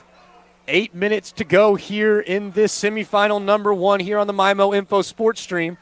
Potosi with possession. Out to Cadence Gibson. She'll pull up, looking for a jumper off the glass, no good. And we're going to have a foul on the rebound. Annie McCall is going to get called for the foul there. Her second, team's 5th foul of the half. And if you're Potosi, you really would have liked to see some points there on your first possession to get this quarter started off on the right note. But as it stands, you're playing defense down 3, 30 seconds gone by. Good give-and-go action as Norris goes up and in. Avery Norris, 2 easy points to get this quarter started. And she's been all over the bucket tonight, scoring lots of points for the Rebels. Back to a 5-point margin, 35-40. 3-ball up in the corner from Kaya Gibson is long, no good. And here comes Norris, coast to coast in it. She gets held up, and she'll have the ball knocked away from her by Annie McCall, but will stay down on the central end of the floor. Looking inbound, they go up to Kimball. She gives it back to Norris, to Horton, who gives it up top, out to Eaton. Going to be a drive. Great Euro step there, up and in. Beautiful drive and finish there from Aubrey Eaton. She's got her first points of the second half, and it's back to a 7-point lead. 3-ball here from Madeline Bradley is too strong. Rebound out to Sophia Horton, who gives it over to Norris on the right wing. Coach Josh Mapes calling out the plays. Norris has it up top, swings it over to Horton. Horton goes over to Holmes. To Eaton in the lane, and she'll take it, puts it up, it is fouled, no good on the shot. But 2 free throws upcoming for Aubrey Eaton. And while she shoots those free throws, I'd like to thank a few sponsors. Don't forget, Alpha Media of Farmington encourages you to stop by these fine establishments and thank them for making these broadcasts possible. First free throw is up and in for Eaton. Like to thank Applebee's, Cole's Tractor and Equipment, Calm Tree, the Doe Run Company, Fleegs Equipment, Gateway Motors, Gateway Region YMCA, Gilster Mary Lee, Hearing Care Partners, and Hillsborough R3 school districts. Thank you for your support as the second free throw is up and in for Eaton, and it's back to a 9-point deficit. Here come the Trojans, like back in the game, playing with the 4 fouls. Got to be careful, play smart fundamental basketball. She'll kick it over to Bradley, who goes down to the corner to Kaya Gibson. Goes over to Like on the short corner, back to Bradley. Pump fake. Back out to Like, top of the key. Will take it in. Good drive, but unable to finish the bucket. Rebound out to Horton. And here come the Rebels. Horton kicks it out to Norris, top of the arc. Swings it over to Eaton. Eaton, who has been eating buckets all day today, kicks it back out to Norris. Back over to Eaton, left wing. She holds. Back over to Norris, stands on the three-point line, looks to drive. Nowhere to go with the ball. Kicks it over to Holmes. And now we'll have a timeout called by Josh Mapes as the Rebels looking to get it inside. Can't find anybody in the interior of that defense. We'll take a break with them. Timeouts brought to you by Patsy's Furniture. You'll love to shop at Patsy's in Park Hills. Back in just a jiffy here on the MyMo Info Sports Stream. Stop by Dairy Queen in Farmington and Potosi for the best cheeseburger in town. And don't forget their chicken strip basket or 6 pieces of golden fried chicken strips, hot fries, Texas toast, and creamy white gravy. And remember, you'll love their new snack menu pretzel stick and a soft pretzel. Don't forget your fantastic lunch, which includes entree, drink, and a sundae for $6. That's Dairy Queen. 2 great locations, Potosi and Farmington, where they treat you right. The Doe Run Company, providing the minerals and metals we need to power our future. Back here inside the Mineral Area College broadcast booth, you're listening to Class 4 District 2 semifinal girls basketball action between the Potosi Trojans and the Central Rebels. The Rebels hold a 44-35 lead with 2 free throws upcoming as Avery Norris takes the ball into the paint, looking to score an easy bucket, but is fouled hard on the way up. First free throw is up and in, and that's her 15th point of the night. She and Aubrey Eaton both with 15 for the Rebels, and there's point number 16 for Norris, who is having an outstanding second half here for Central, and now it's an 11-point lead for the Rebels. Potosi has the ball down into the far corner was Coleman. Here comes Like around the top, gives it off to Kaya Gibson. Gibson down to Coleman, little runner in the lane, and it finds the net. Good looking runner there from Coleman, who's looking to get going here in the fourth quarter. Her first 2 points of the fourth quarter and only 5th point of the second half. But again, it's a single-digit deficit for the Trojans. Timeout is called, and we'll take it with them. We'll be right back on the MyMo Info Sports Stream. The Potosi R3 School District is committed to excellence. Now, they're proud of their students and their athletes because these young people work hard and show a ton of dedication. The Potosi R3 students and athletes are committed to excelling to high levels of achievement. Attitude and perseverance play a big part in their success.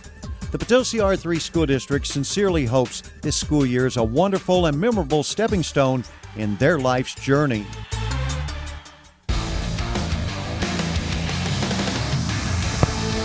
.453 to go in the fourth quarter. 46-37. Central leads Potosi. Welcome back in to the Mineral Area College broadcast booth. I'm Stephen Kabler, joined alongside by Brandon Pavlina as we come down the home stretch of this semifinal action number 1. And it's a closer game than most people anticipated, I have a feeling, as Central goes down low into Horton, and she has her shot blocked by Coleman, who brings it down for Potosi, kicks it up to Like, who will pull it back out and reset. Swings it over to McCall. McCall back to Like, looking to drive. Oh, and she's called for the travel, but runs into Aubrey Eaton there big time as Eaton hits the floor looking for a foul, looking to get Like fouled out of the game, but no such luck. Only the travel is called. Yeah, no, big reaction from the crowd as Eaton hit the deck hard, but she popped right back up. She's good to go. She's as tough as nails, as are all these players out there on the court.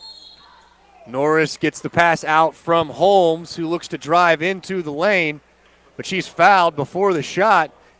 However, 8th team foul on the Trojans means free throws the rest of the way for the Rebels. 1-1 upcoming for Norris. During free throws, as is tradition, we like to thank some of our sponsors here.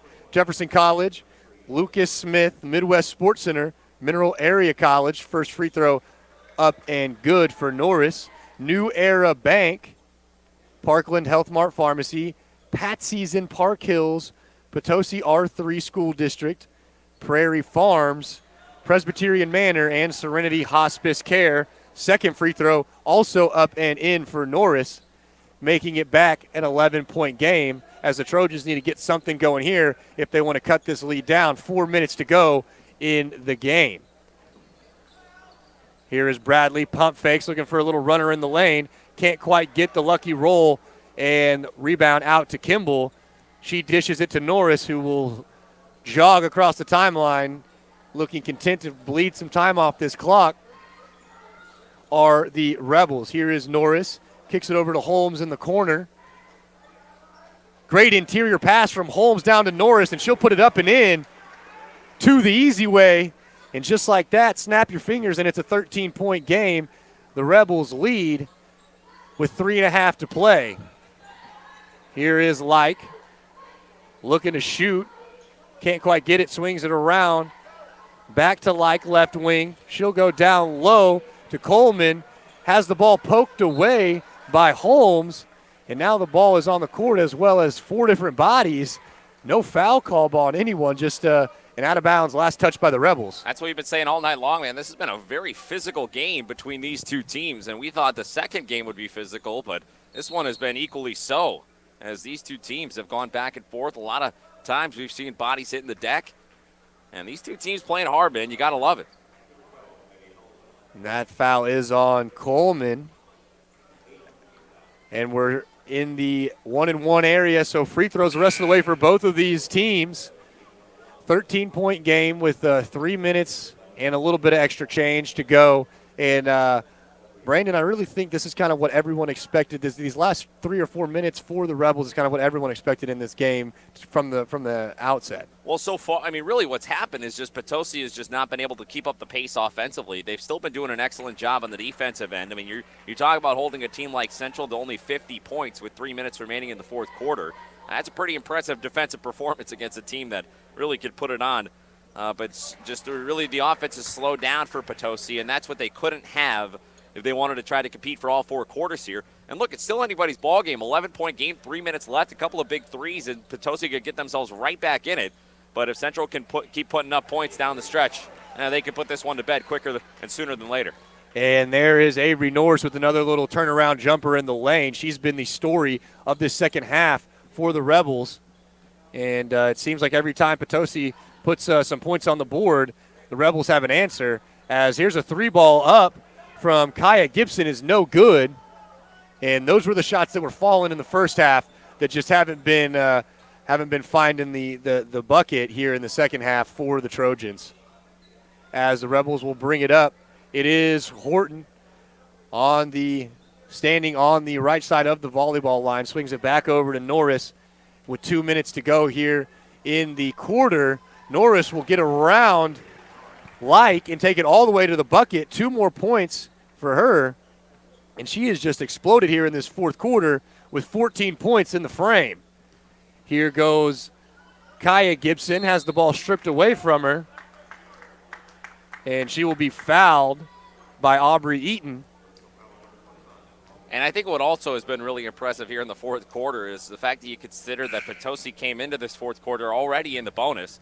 And to my count, I mean, Central has only fouled twice in this whole quarter. So when they needed to stop fouling, when they needed to really avoid putting the Trojans at the charity stripe, they've been able to do just that. First free throw is up and in for Kaya Gibson. I mean, and you said it. Whenever this fourth quarter started, they only had a 3-point lead, and they've really clamped down on defense and got the offense going. Here have the Rebels as the second free throw for Kaya Gibson is up and in, and there is a timeout. 1:53 remaining here in the game. We'll take the timeout with them. Timeout's brought to you by Patsy's Furniture. You'll love to shop at Patsy's in Park Hills. Back in a quick 30 seconds here on the MyMO Info Sports Stream. The staff and students at Hillsboro R3 School District would like to take this time to recognize all of their diligent athletes. They are proud of each and every one of their athletes and understands what it takes to be part of a successful team. They are honored to stand by each and every one of their athletes. Hillsboro R3 understands their efforts to be a hardworking and dedicated team member. The countless hours you have put in do not go unnoticed. Keep up the good work, Hillsboro Hawks.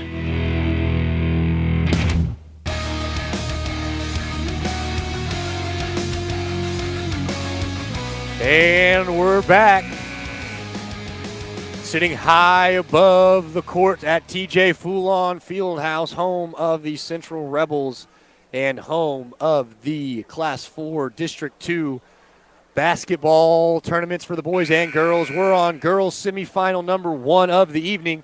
Potosi trails Central 41-54 with 1:53 to go. Winner advances to the finals.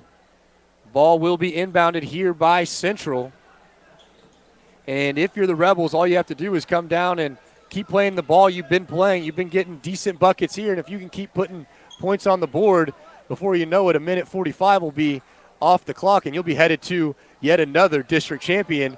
And if you're Potosi, you got to play really strong defense here, get a couple of steals, and then hit some big shots on the offensive end if you want to put yourself in a position to win. Oh, they're going to have to hope for Central to miss some free throws as well. It's always a part of the game when you get to this point. Norris goes up in the lane, can't finish. Rebound by Horton. And she'll be fouled on the shot. So a couple of free throws coming up for Sophia Horton. While she's shooting the free throws, I'd like to thank a few more sponsors. Twin City Toyota, the UPS store in Festus, Applebee's Farmington, Kohl's Tractor and Equipment, the Doe Run Company, Fleegs Equipment, Gateway Motors, and Gateway Region YMCA. Second free throw on the way up and short, no good. Rebound out to Kaya Gibson. She gives it over to Coleman. 3-ball up and in, and that's what they need. Do the Trojans if they're going to make a comeback. Still down by 11 with a minute to go in this game. Norris controls, gives it up to Eaton on the top of the key. Now you got a foul. You got a foul under a minute. The clock is ticked down. 55-44 is the score with 50 seconds to go. Norris has control of the ball. Gives it over to Horton. Now she's fouled. And she'll have 2 free throws upcoming, as that was foul number 10 on the Trojans. And that's the 4th foul on Olivia Coleman, so she will not be able to be the one who fouls going forward, because even only with 45 seconds remaining, you can't afford to have her head to the bench, so they'll need her to stay out there. And a quick check at the Hearing Care Partners broadcast schedule. Just a reminder that coming up after the conclusion of this game, we will have the second semifinal coming your way right here on the MyMo Info Sports Stream. It'll be the Farmington Knights taking on the North County Raiders, so that's coming up next on the Hearing Care Partners broadcast schedule. Hearing Care Partners, they listen so you can hear, as Horton knocks down 2. Ticking under 40 seconds to go here. Missed 3-point ball by the Trojans. And with a 13-point lead and 30 seconds to go here, Like is going to try and take a charge, and she's going to go ahead and get her 5th foul and exit for the season, as it would seem. And as a senior, she will exit in a very good career for the Potosi Trojans, and love the effort there. Just trying to get in front, take the charge. You know, you've got 30 seconds left. Might as well try and get the ball back for your squad. Yeah, and how about the way she played here tonight in what is essentially the biggest game of her career, certainly, in a district semifinal, and getting to play against a great team like Central. She really showed out, so tip of the cap to Jaylene Like, who had a great ball game. Both free throws up and in for Avery Norris. The score is 59-44. 30 seconds to go in the ball game. Olivia Coleman brings it up, gives it over to Bradley. Bradley to Kaya Gibson. She drives, puts the ball up, and it'll fall. Good-looking take there from Kaya Gibson, getting her 5th and 6th points of the night. 13 seconds to go, 59-46. Horton will bring it up into the front court, and I think they'll be content to pass this ball around as we go under 5 seconds. Your Central Rebels will move on to the Class 4 District 2 championship game. Winner TBD, but we'll find that out in our second of the semifinals tonight. Once again, your final score, 59-46. We'll take a quick break and be back with the Home Pools and Spas post-game show. You're listening to the MyMo Info Sports Stream. The faculty and staff at North County St. Francis County School District are proud of their students and athletes. It takes hard work, dedication, and commitment to be a good, successful student and athlete. Each student and athlete will have different goals and even different ways and timing of achieving those goals. So be yourself and excel to the very top. Good luck on a great year and a great season from the faculty and staff at the North St. Francis County School District.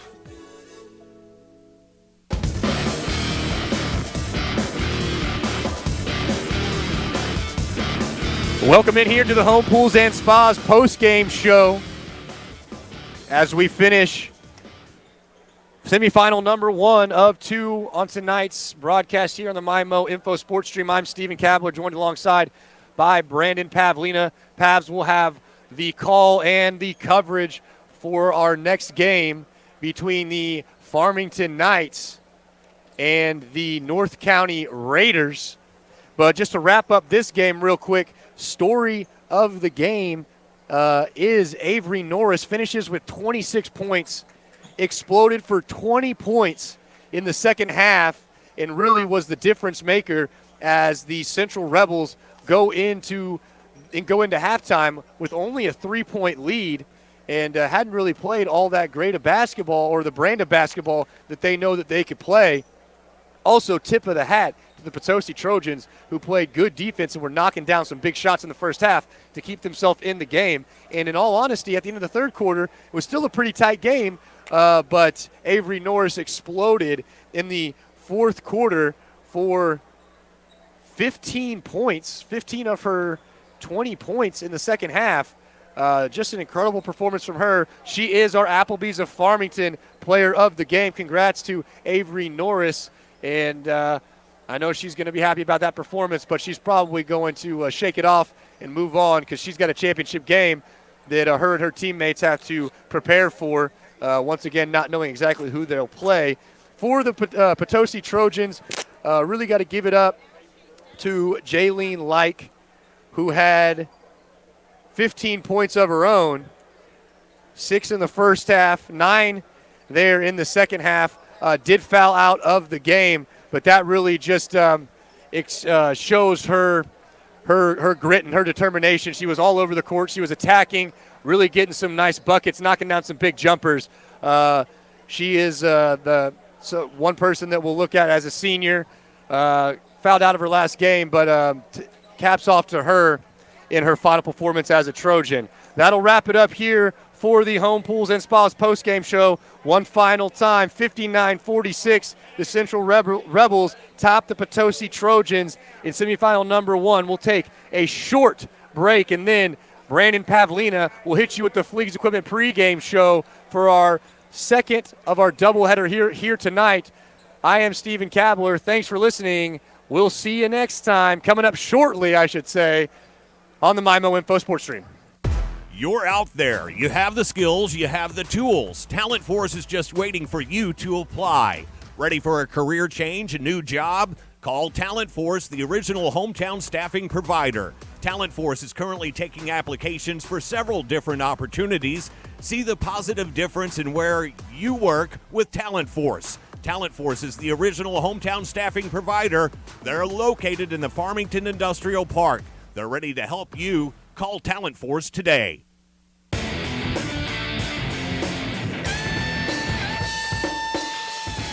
Welcome back in here on the MyMo Info Sports Stream as we get set for the second Class 4 District 2 girls basketball semifinal here tonight. As the winner of this game will be going on to take on the Central Rebels. But we got to see who it's going to be. It'll be between the Farmington Knights, the 2 seed in the tournament, and the North County Raiders, the 3 seed here in the Class 4 District 2 tournament. I'm Brandon Pavlina here with you on the Fleegs Equipment pregame show. Fleegs Equipment in St. Genevieve and Leadington. Fleegs Equipment for all your lawn, farm, and garden equipment needs. Let their family serve your family. Highway 32 in St. Genevieve and on the Outer Service Road at the Leadington exit, or online 24/7 at fleegs.com. We'll take a timeout. When we come back, we'll hear from both head coaches here on the pregame show. We'll hear first from the head coach of the Farmington Knights, Rusty Sansagra, and then after that, we'll hear from Zach McVeigh, the head coach of the North County Raiders, as we continue our coverage on leading up to the second girls basketball semifinal from the Class 4 District 2 tournament. Back in a moment here on the MyMo Info Sports Stream. Farmington High School is proud of their student athletes for striving to live out the core values of excellence, integrity, and purpose. Excellence is achieved in all they do through hard work and dedication. Integrity is displayed by doing the right thing, even if it's not the popular one. Purpose discovered by understanding that life is more about what we can do for others than what we can do for ourselves. The Farmington School District encourages all of their students to continue to pursue those high ideals in every area of their lives, both now and in the future. Go Knights!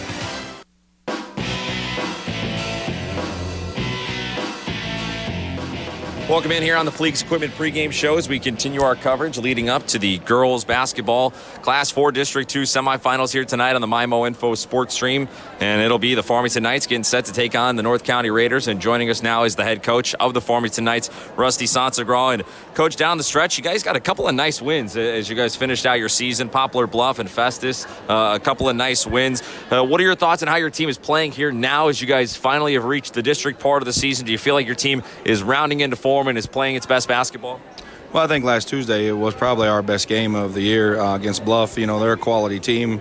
After we beat them on Monday, they go down and beat Cape Notre Dame on Wednesday to win the conference championship. So, you know, you want to be playing your best basketball right now, and honestly, I do believe that was probably our best game all year.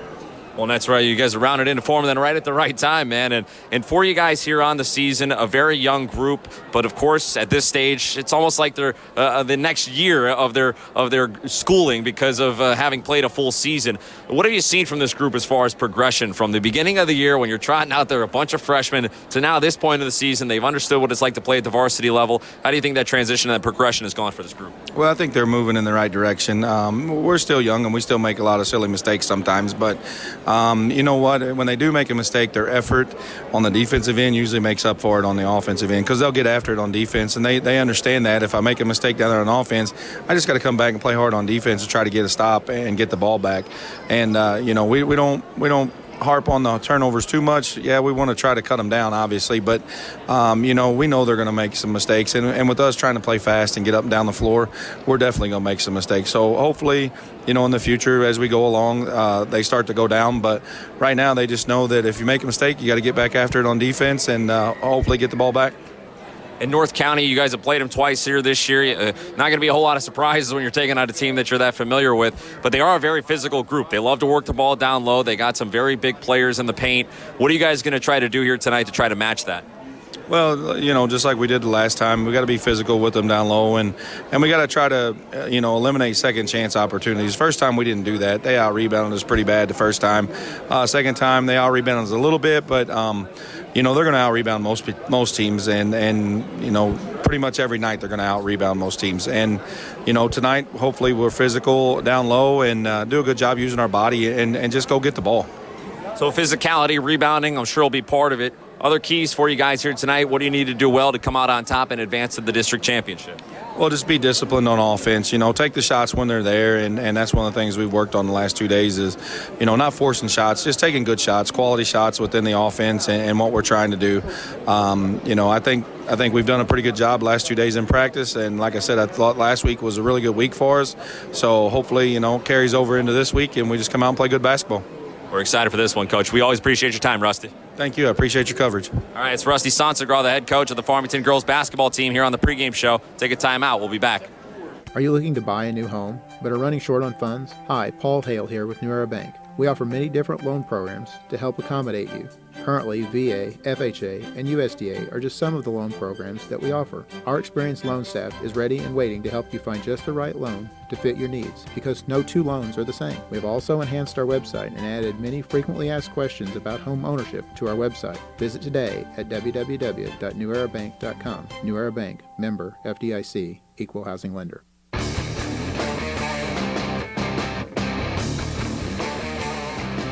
Welcome back in here on the Fleegs Equipment pregame show as we continue our coverage leading up to the Class 4 District 2 girls basketball semifinals today on the MYMOINFOSPORTSTREAM.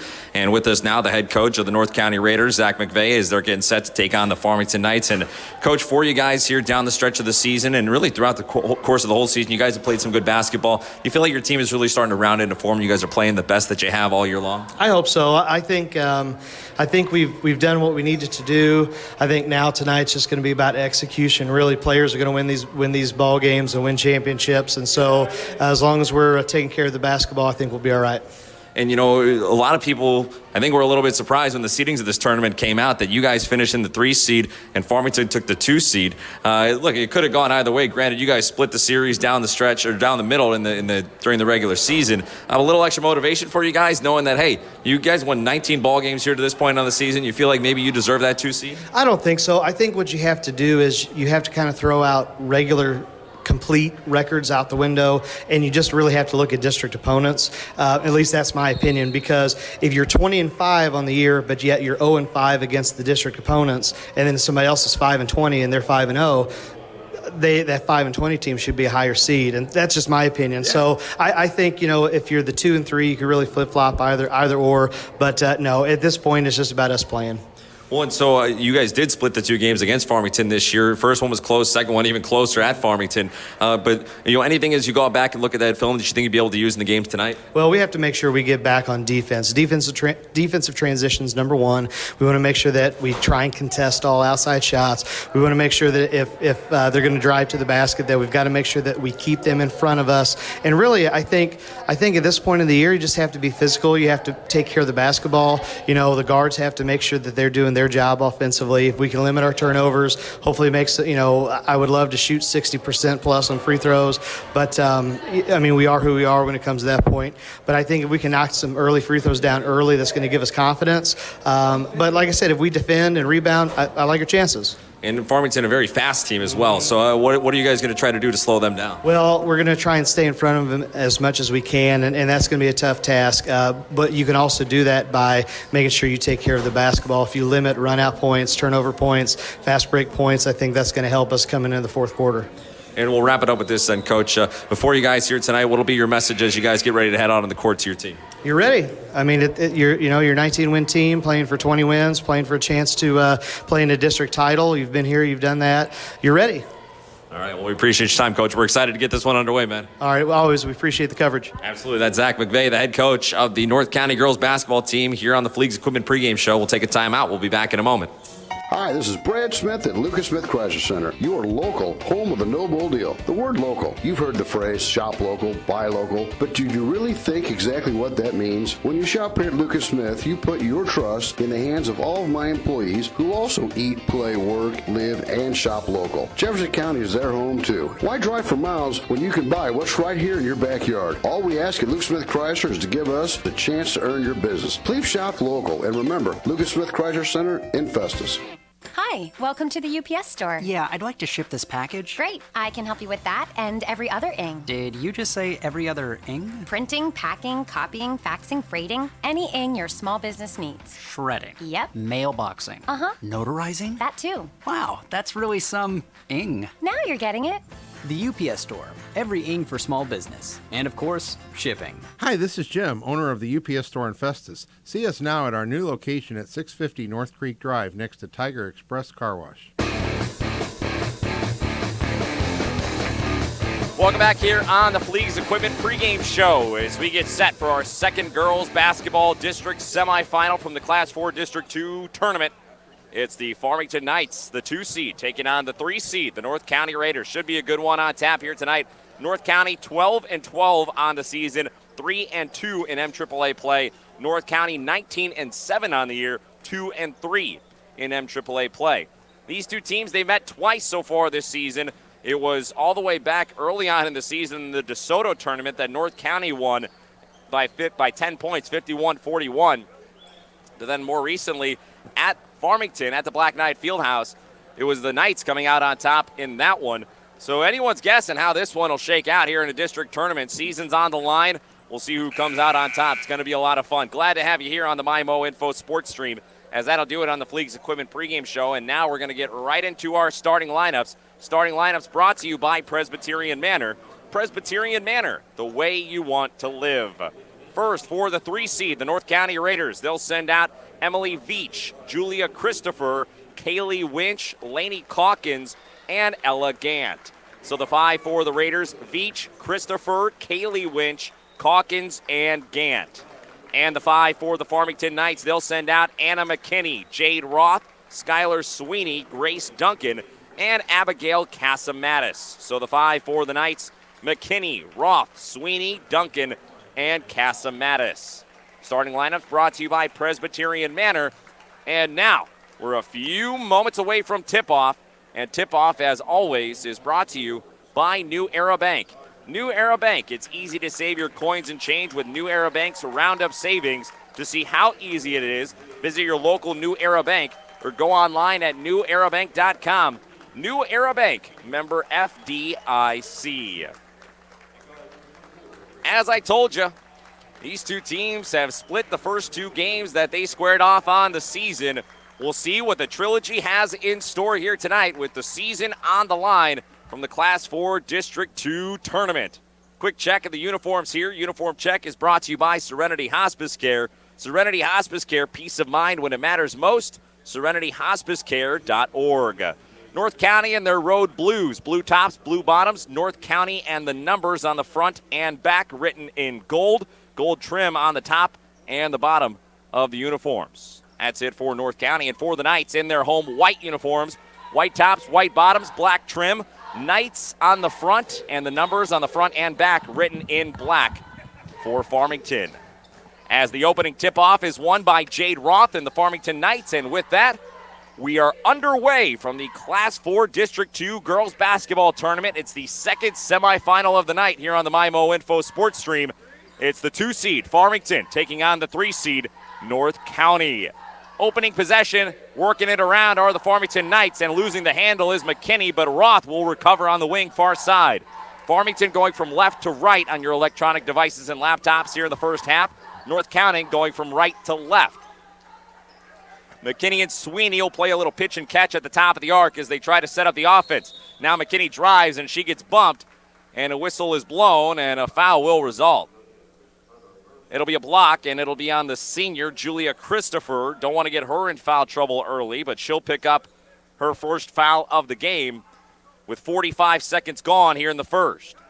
Knights retain possession. Duncan has it on the wing near side. She'll swing to Roth on the opposite wing. Now at the top of the arc, Roth picks up her dribble and kicks to the far side to McKinney, who drives and dishes. Now Duncan to Sweeney. Sweeney, the driving jump shot from the free throw line is short, and the rebound pulled in by Emily Veach. Back comes North County with their first possession of the ball game. Christopher, cross court, Veach, head down. She'll drive and pull back out. Cross court pass is taken away. Jade Roth into the air, and she'll take it coast to coast as Jade Roth lays it up and in for the first basket of the game. 2-0 Farmington here with 6:35 to go in the first. Gant down low looking for Winch, gets it there. Winch powers it up and in. Haley Winch, the talented 6-foot senior, gets North County on the board, and we're tied 2-all, 6:20 to go in the first. She is impressive, is Kaylee Winch. A lot of size down low, and she is able to carve out plenty of real estate. And that's a mismatch certainly for the Knights. And now Winch pokes away the ball from McKinney on the drive, and McKinney gives it up as North County comes back. Veach almost carried the ball at half court, but they say no call, and now Winch on the baseline drives in, throws up a shot, no good. Rebound battled for, and the long rebound is pulled in by McKinney. Back come the Knights across half court. Duncan to Roth in the corner. Jab step, Roth drives baseline. Now she'll spin around and go to the middle. McKinney cuts in, and McKinney gets caught walking with the basketball as it'll be a travel, and that'll send it back on over to North County. 5:45 to go here in the first. 2-2 the score as these two teams have traded a bucket, and nothing other than that. As now Christopher gets caught, and an over and back will be called as Christopher crossed over the timeline and picked up her dribble right in front of the TJ Foulon Fieldhouse scorer's table on the far sideline, and she tried to go to the backcourt to Gant, but you can't do that when you cross over the half-court line, and so that sends it back to the Knights. 5.5 to go here in the first. Sweeney drives in through traffic, shot is up, it's no good, and a battle for the rebound, and a foul will be called. It was Cameron Winch who pulled down the rebound, and the foul will go on Abigail Casamatis. That'll be her first. Both teams with one foul here so far. Casamatis and Christopher, the two guilty parties. As North County quickly into the front court. Veach in the corner. Has it ripped away. Grace Duncan. How about that takeaway? She said, give me that ball. Into the front court. Sweeney will bounce it down low. Give and go. Sweeney and Casamatis. And Sweeney got the go. She cut to the basket, and her layup attempt will be no good, but she gets fouled, and so she's going to head to the line for a chance at a couple of free throws. And that'll give us a chance to check out a couple of sponsors that are making today's broadcast possible. And a reminder that whenever you stop by these fine businesses, go ahead and thank them for making this broadcast possible. We want to thank Applebee's in Farmington, Kohl's Tractor and Equipment, Comtree, the Doe Run Company, Fleegs Equipment, Gateway Motors, and Gateway Region YMCA. 2 for 2 for Sweeney as she knocks them both down. It's a 2-point lead as North County gets it back, and they lose it at half court. And then a battle for possession. And it looks like they're going to call a foul. Boy, that could have gone either way there, but they'll say it's on Grace Duncan as Duncan got tied up. And that'll be her first foul of the evening. North County keeps possession down by 2, 4-2, 5 minutes remaining here in the first quarter. Christopher at the top of the arc. She'll go left and now go down low to Cameron Winch. Cameron Winch, shot is up. It's no good. Offensive rebound, and her putback no good. And then Roth gets the rebound, And an over-the-back call will go on Kaylee Winch. That's Kaylee's first foul of the evening. And the Knights get possession back. Low-scoring start to this one as we work our way toward 4.5 remaining in the first. Roth in the corner. Far side, she'll go to Sweeney. Now back to the top to McKinney. Back to Roth on the wing far side. Jab step and a dribble. And then she pulls up from the free throw line, but a foul on the floor before the shot was up. That'll keep possession with Farmington as the foul will go on Emily Veach. And that's her second foul already. So she's going to have to head to the bench as the junior will check out. And that'll bring onto the court for the first time Lauren Forrester. Pass down low. Duncan back out. Roth, three-pointer, bit short. Kaylee Winch gets the rebound. And a ticky-tack foul there as they're going to get Skylar Sweeney for just grazing the arm on the rebound. And that's her first foul of the evening as well. And now as the Raiders try to throw it in, Sweeney takes it away. Knights with possession. Roth, mid-range jumper. Off back iron, no good. And Winch, Kaylee Winch, gets the long board. Julia Christopher into the front court halfway through the first. 4 minutes remaining. 4-2, Farmington on top. Gant on the wing, near side. Three ball is short. Kaylee Winch, the rebound, and her putback is high off the glass. It's no good. Looking for a foul, she'll get none, and the Knights get the rebound. McKinney, head of steam, into the front court. Sweeney in the corner. Back to Casamatis. Now Duncan, now Roth. Roth drives in, and she gets pummeled, and they're going to call a jump ball. No signal, but that was the indication as Roth got met in the air, and as a result, jump ball sends possession back over to North County. Subs for the first time for Farmington as Emma Gersner and Angelia Davis check in. Roth and Duncan check out. Christopher drives to the middle, pass to the baseline. Cameron Winch, and Cameron Winch gets the layup to fall. Casamatis was down, though, trying to play some defense, but couldn't do a whole lot to stop the onslaught from Cameron Winch. Gersner on the wing, far side. She'll go to the corner to Casamatis. Great pass down low, but Gersner lost the handle as she went up for the shot, and North County takes it away. And now Sweeney is going to be called for another foul as Gant crossed over and drove down low, and that's going to be the second foul for Sweeney, and she's going to have to check out. As the freshman heads to the bench, she'll be replaced by another freshman. Jade Roth checks back in. Throw in from the baseline for Lauren Forrester. It's tipped, and it's stolen. Gersner, head of steam in transition.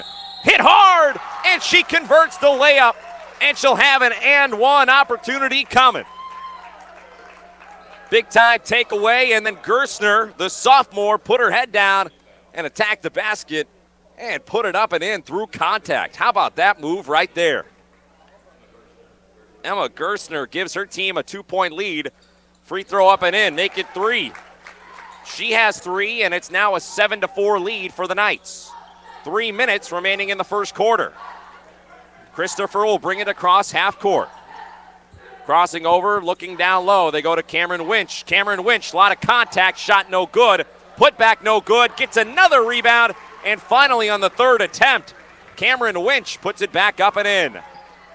And Gersner getting away with a travel there. Swinging it around. Duncan from downtown. It's good. Angelia Davis, the shooter rather, as Davis knocks it down from distance. Great shot there. It's a 4-point lead for Farmington. 2:20 to go in the first. As they'll hand it off, Gant drives in, floats one up. It's too strong, but Winch pulls down the rebound, and then Winch takes down Davis in the process. Winch puts her palms to the sky. She can't believe it, and I don't know how she can't believe it. I mean, she completely took Davis down. I think what she was more confused about is that she had the ball smacked out of her hands, and I feel like she may have thought she was fouled on that, and then in a scrum for the ball ended up taking Davis down, but still it's a foul nonetheless. That's a good point. That's why you're here, Cabs. Good observations. As now to the baseline, Roth shot up, no good, and the rebound pulled in by Gant. 2 minutes to go in the first. Christopher, mid-range jumper is off, and the rebound and a foul is going to be called on Davis. And boy, for the game that we saw being played in the first one. A lot of physical contact, not a lot of whistles. Seemingly nothing but whistles here in the first quarter. 11 fouls called already, and we still have 2 minutes to go in the first. That time it was on Davis. That's her first foul. As now the Raiders try to go down low to Lainey Calkins, who's checked back in, but it sails over her head and goes out of bounds, and it'll go back over to the Farmington Knights. Minute 45 remaining here in the first. Farmington leading by 4, 10-6.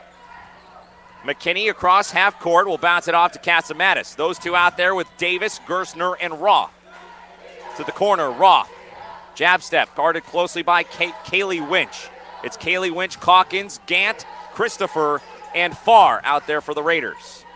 Pass back up top to McKinney. Lost it for a moment. She recovers. Gets by Christopher. Bounces down low. Casamatis, a good step down low. Her shot won't go. Davis gets the rebound. Her shot won't go. Roth gets the rebound. Her shot won't go. And then how about that? Gerstner gets the long rebound from out beyond the arc. Boy, Farmington putting on an offensive rebounding display. Now Davis, another three. Splash. She gets it to go. Angelia Davis, the freshman, with 2 threes here in the first. And it's a 7-point lead, 13-6.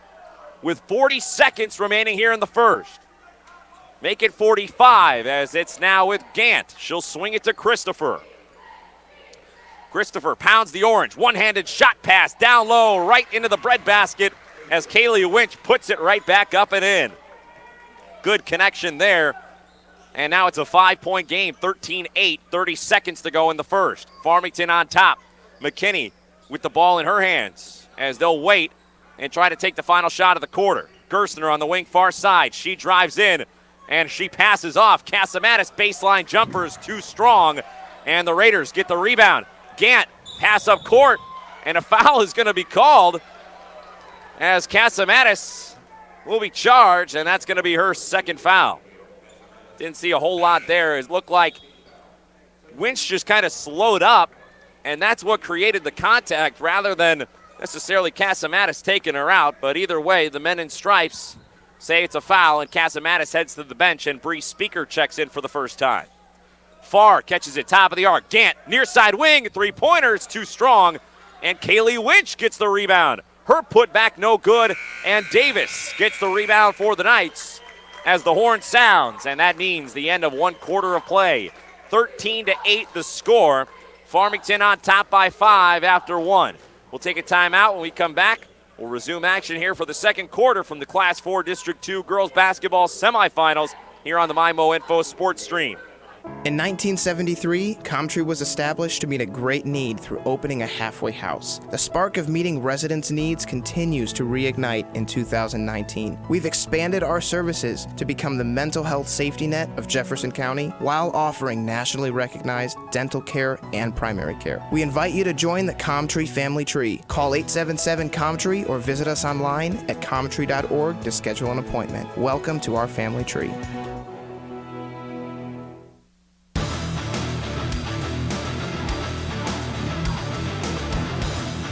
Welcome back here on the MyMo Info Sports Stream. I'm Brandon Pavlina alongside Stephen Kabler. Glad to have you here. First quarter of action is in the books. It's a 5-point lead for the Farmington Knights, 13-8, as North County trails after 1 quarter of play. And a reminder that you can listen to this and all of our games online, and it's at mymoinfo.com, and it's courtesy of Coles Tractor and Equipment in Farmington. See Coles Tractor and Equipment, your #1 LS tractor dealer, using 2020 to build on 30 years of selling the best tractors on the market. Coles Tractor and Equipment. Kabler, what'd you see in that first quarter? Oh, I mean, it's really all about Farmington being able to hit big shots whenever they needed them. It seems like North County would pull within, 3 to 5 points, then down the other end you'd get a big bucket or a three-pointer to drop to kind of extend that lead back out, and that's what the Knights are going to need if they're going to want to win this game. Is they're going to have to hit big shots from the outside, because scoring down low with Winch and Calkins down low is really difficult. So the Knights start with possession here at the second quarter in a 5-point lead. Bree Speaker catches it on the baseline. Jump shot, no good. A rebound, Gerstner. How about that? She has been in the right place at the right time, working hard to get those offensive rebounds.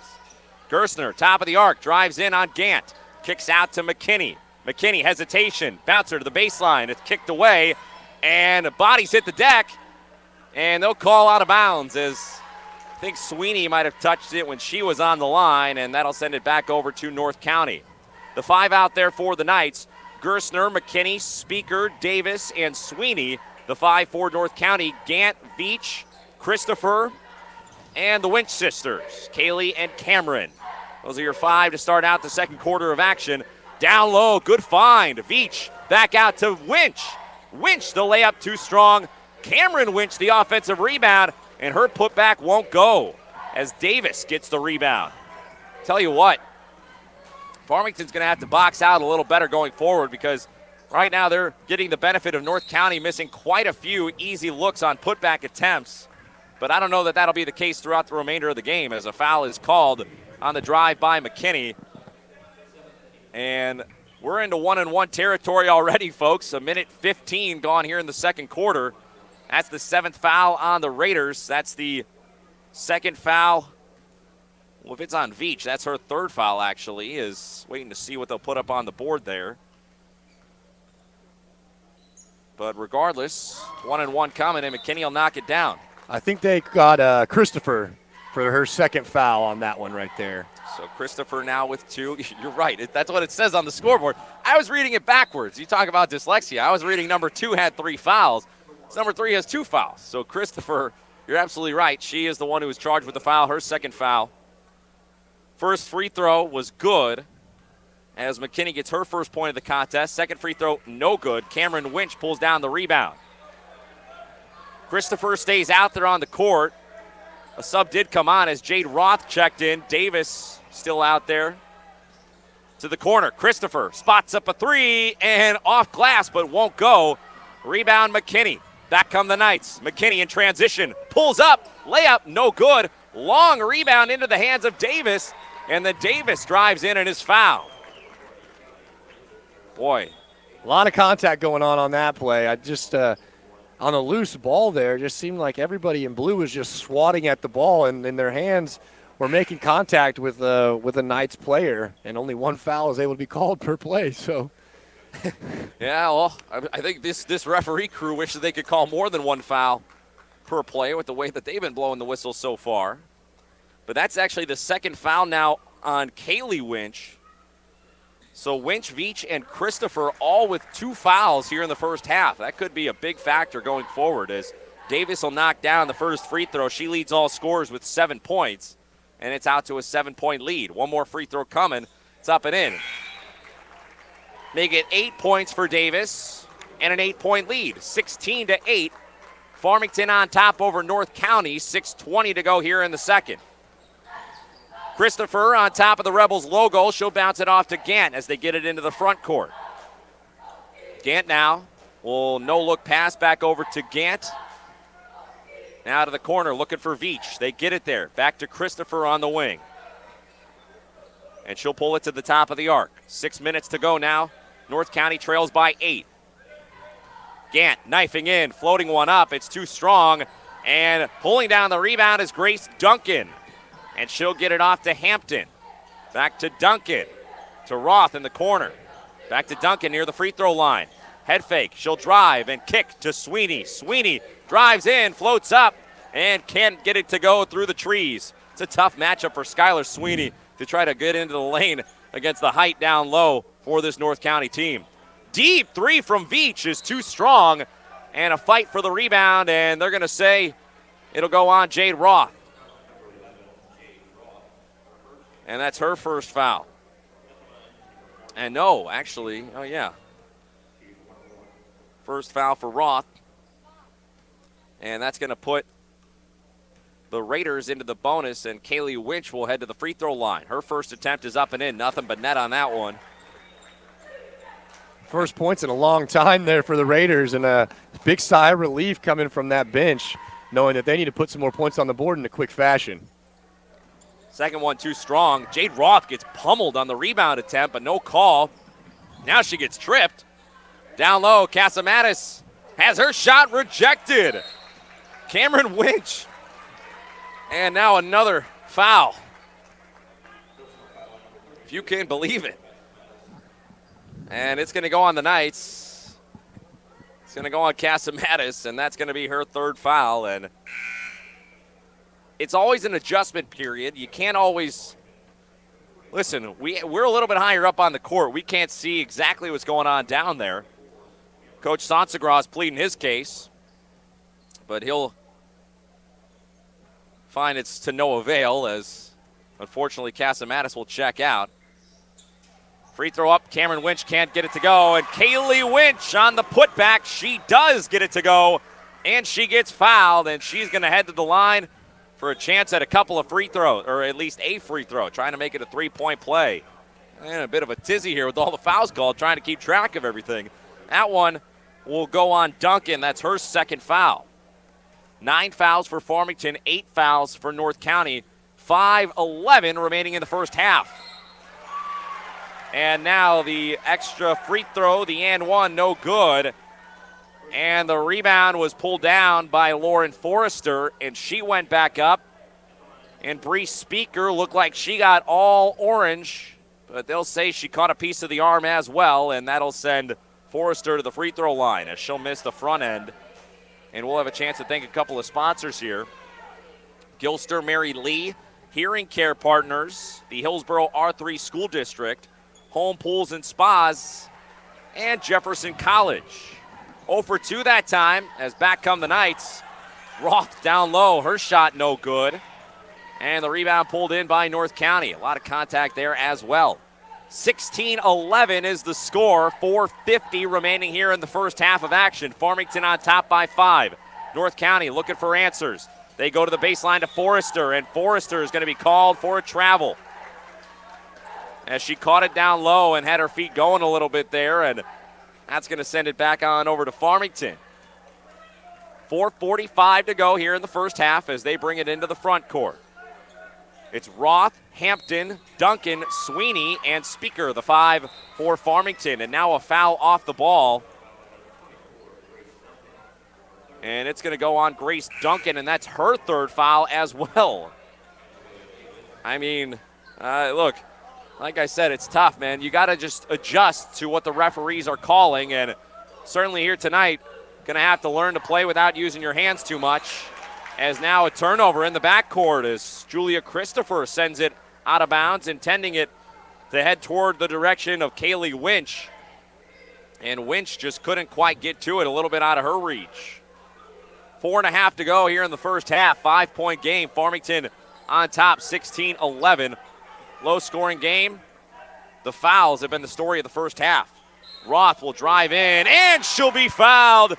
And she'll head to the line for a chance at a three-point play.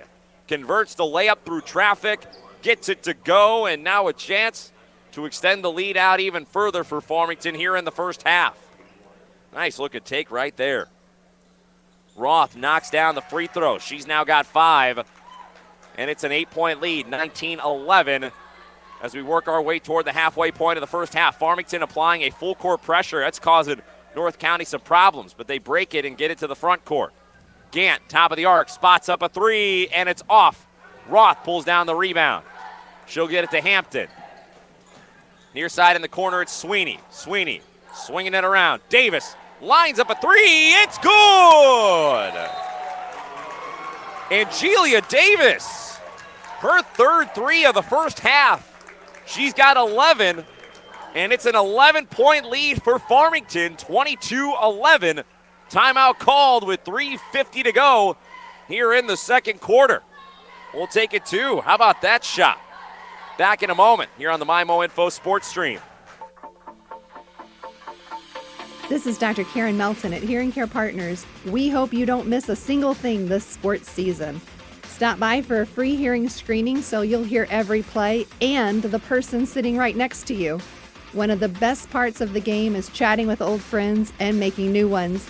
We wish all our local players a safe and healthy sports season. It's Hearing Care Partners. Find us online at hearingcarepartners.com.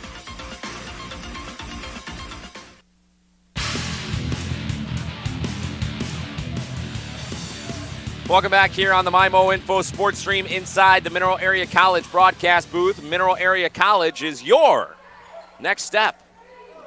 22-11, Farmington leads North County here in the first half of the Class 4 District 2 semifinals, and now a shot is made and a foul is called. That time it's Lauren Forrester. She powered the shot up and in, and then I'll give her a chance to knock down an and one. Cut into this deficit a little bit. Won't go. Back off the back iron, and the rebound is pulled down by Emma Gerstner. Gerstner will swing it to McKinney as the Knights have a little trouble getting it up the court, but they finally do. Davis to Roth in the corner. Roth will drive to the free throw line and pull up. Off glass, it's in. She called bank. Heard it from here. And Roth's got 7 here in the first half. Back to 11. Down low. The shot is up from Calkins. It won't go. Rebound, Speaker to the front court. It's Gerstner on the wing. She'll pull up and hand off. Hampton down low to Speaker. Speaker drives baseline, and she'll dribble it out of bounds. And that's going to be a turnover. Right idea there. Right move, just happened to dribble it right on the line. And North County will take over with 3 minutes remaining here in the first half. Gant will bounce it off to Winch in the backcourt. Farmington still applying this full court pressure. And a steal. McKinney into the passing lane. She takes it away. McKinney, Gerstner, Speaker, Davis, and Roth, the 5 for the Knights. Both Winches, Christopher, Gant, and Forrester, the 5 for the Raiders. 2.5 to go in the first. Speaker in the corner. She'll pass off to McKinney. McKinney through traffic, and she gets the layup to go. Anna McKinney. Not the tallest out there on the court. And sometimes it helps, as she just found a little daylight and got the layup to go. Back come the Raiders as Kaylee Winch will drive in, and she'll be fouled as Speaker met her at the rim.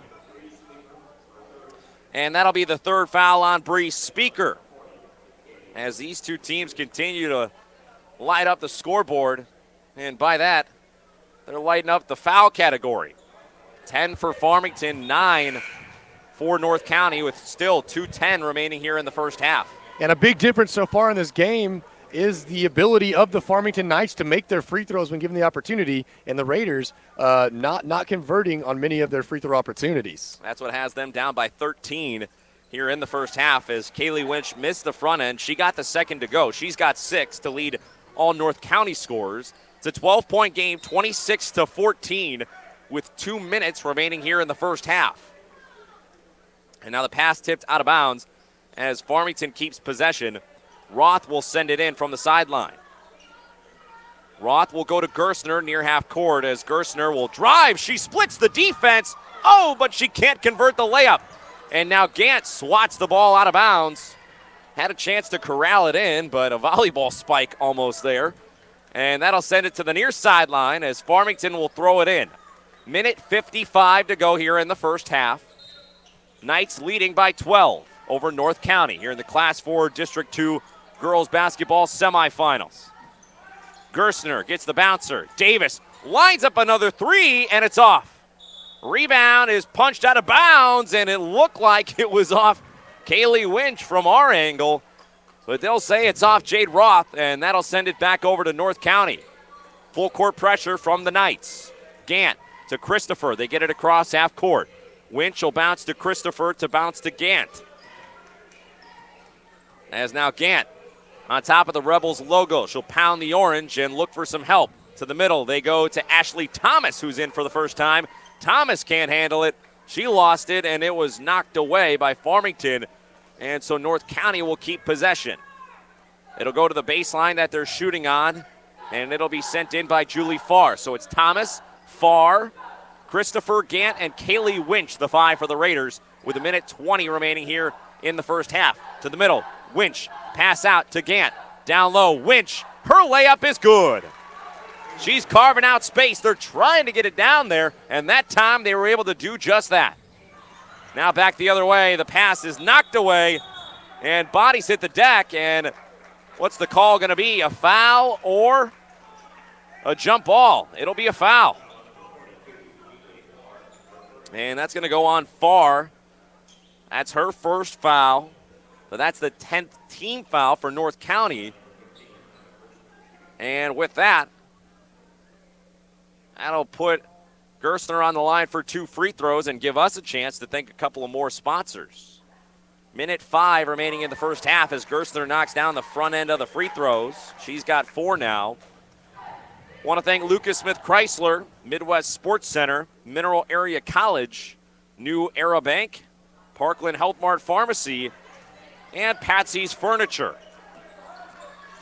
1 for 2 as Gerstner can't get the second to go. And now a steal as Bree Speaker takes it away, but she gives it right back. She throws it right to Farr, and now Farr hits the deck with the ball, and a foul is going to be called. No jump ball, but a foul. Boy, that one could have been a foul, but it also could have been a jump ball, and seeing some fans make that indication right here as they want to know why that wasn't a jump ball. Instead, it sends Farr to the free throw line for a couple of free throws as they're in the double bonus. She'll miss the front end, and we'll thank a couple of sponsors. Want to thank the Potosi R3 School District, Prairie Farms, Presbyterian Manor, Serenity Hospice Care, Twin City Toyota, and the UPS store in Festus. And now another foul is called on the rebound. Boy, oh boy. Will we have enough players to finish this game? That's going to start to be a concern at some point with the amount of fouls that have been called here tonight. That's going to be the second foul on Emma Gerstner. And first free throw is no good. That time from Ashley Thomas.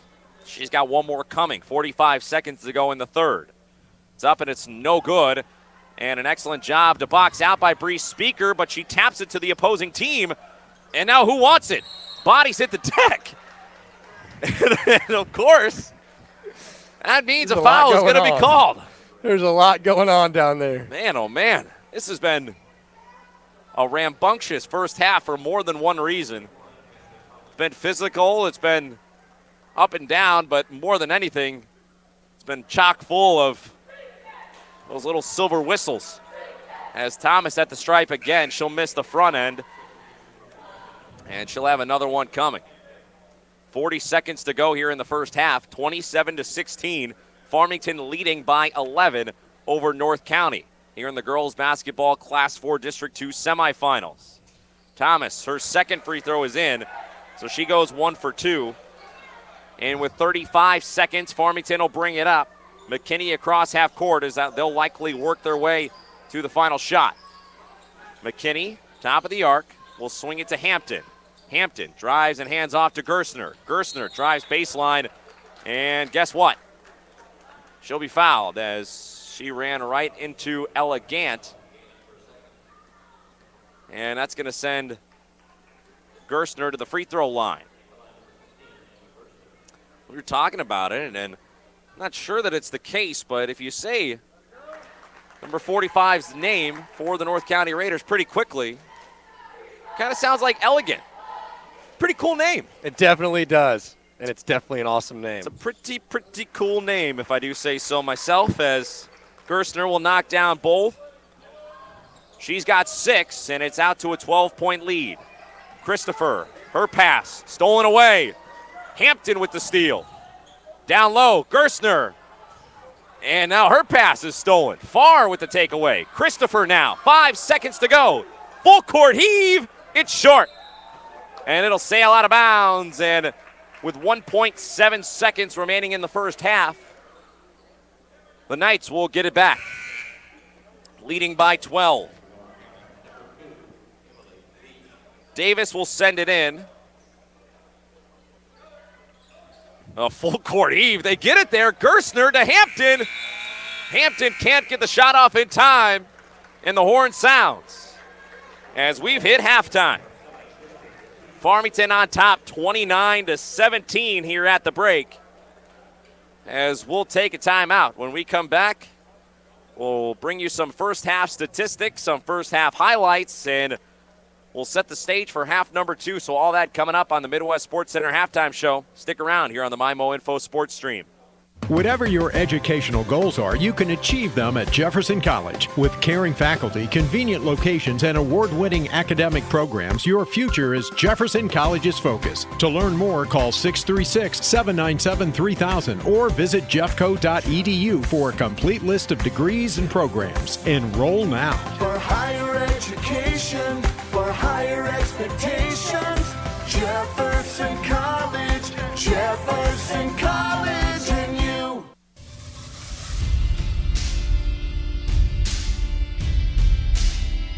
Welcome to the Midwest Sports Center Halftime Show on Regional Radio.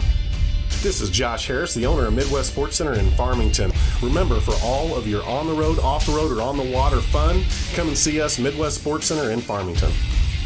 Midwest Sports Center Halftime Show. Stop by, see Josh and the gang at Midwest Sports Center today on Walker Drive in Farmington. Kawasaki, Suzuki, Polaris, Can-Am, Spiker, and Sea-Doo. Like them on Facebook or shop them online at Midwest Sports Center. On the road, off the road, or in the water, Midwest Sports Center has it all. Head of steam in transition. Hit hard, and she converts the layup, and she'll have an and one opportunity coming. Big time takeaway, and then Gerstner, the sophomore, put her head down and attacked the basket and put it up and in through contact. How about that move right there? Swinging it around, Duncan from downtown, it's good. Angelia Davis, the shooter rather, as Davis knocks it down from distance. Great shot there. It's a 4-point lead for Farmington. 2:20 to go in the first. Putting on an offensive rebounding display. Now Davis, another three, splash. She gets it to go. Angelia Davis, the freshman, with 2 threes here in the first. And it's a 7-point lead, 13-6, with 40 seconds remaining here in the first. Roth will drive in, and she'll be fouled. And she'll head to the line for a chance at a 3-point play. Converts the layup through traffic, gets it to go, and now a chance to extend the lead out even further for Farmington here in the first half. Nice looking take right there. Davis lines up a three, it's good! Angelia Davis, her third three of the first half. She's got 11, and it's an 11-point lead for Farmington, 22-11. There they are, your first half highlights, and they're brought to you by the Doe Run Company. The Doe Run Company providing the minerals and metals we need to power our future. 29-17 here at the break. Farmington on top by 12 as we've hit the Midwest Sports Center halftime show. Glad to have you here on the MyMO Info Sports Stream. I'm Brandon Pavlina as the Farmington Knights and the North County Raiders battling it out here in the Class 4 District 2 girls basketball semifinal. A lot of fouls in that first half of action. That was really the story of the first half. Both teams in big-time foul trouble, and we'll see how that plays out in the second half, if both teams will even have enough players to finish this one out. As just an awful, awful lot of whistles in the first half, and you can't blame them. There was a lot of contact, but I would imagine to see that start to slow down a bit in the second half. We will find out coming up rather soon. Halftime, 29-17, Farmington by 12. We'll take a quick timeout, and we'll hear when we come back from head coach Josh Mapes of the Central Rebels as they came out victorious in our first semifinal game. We'll hear from him here on the Midwest Sports Center halftime show, and then we'll come back with first half statistics, and we'll set the stage for half number 2. So all that is coming up. Don't go anywhere. Stay right there on the MyMO Info Sports Stream.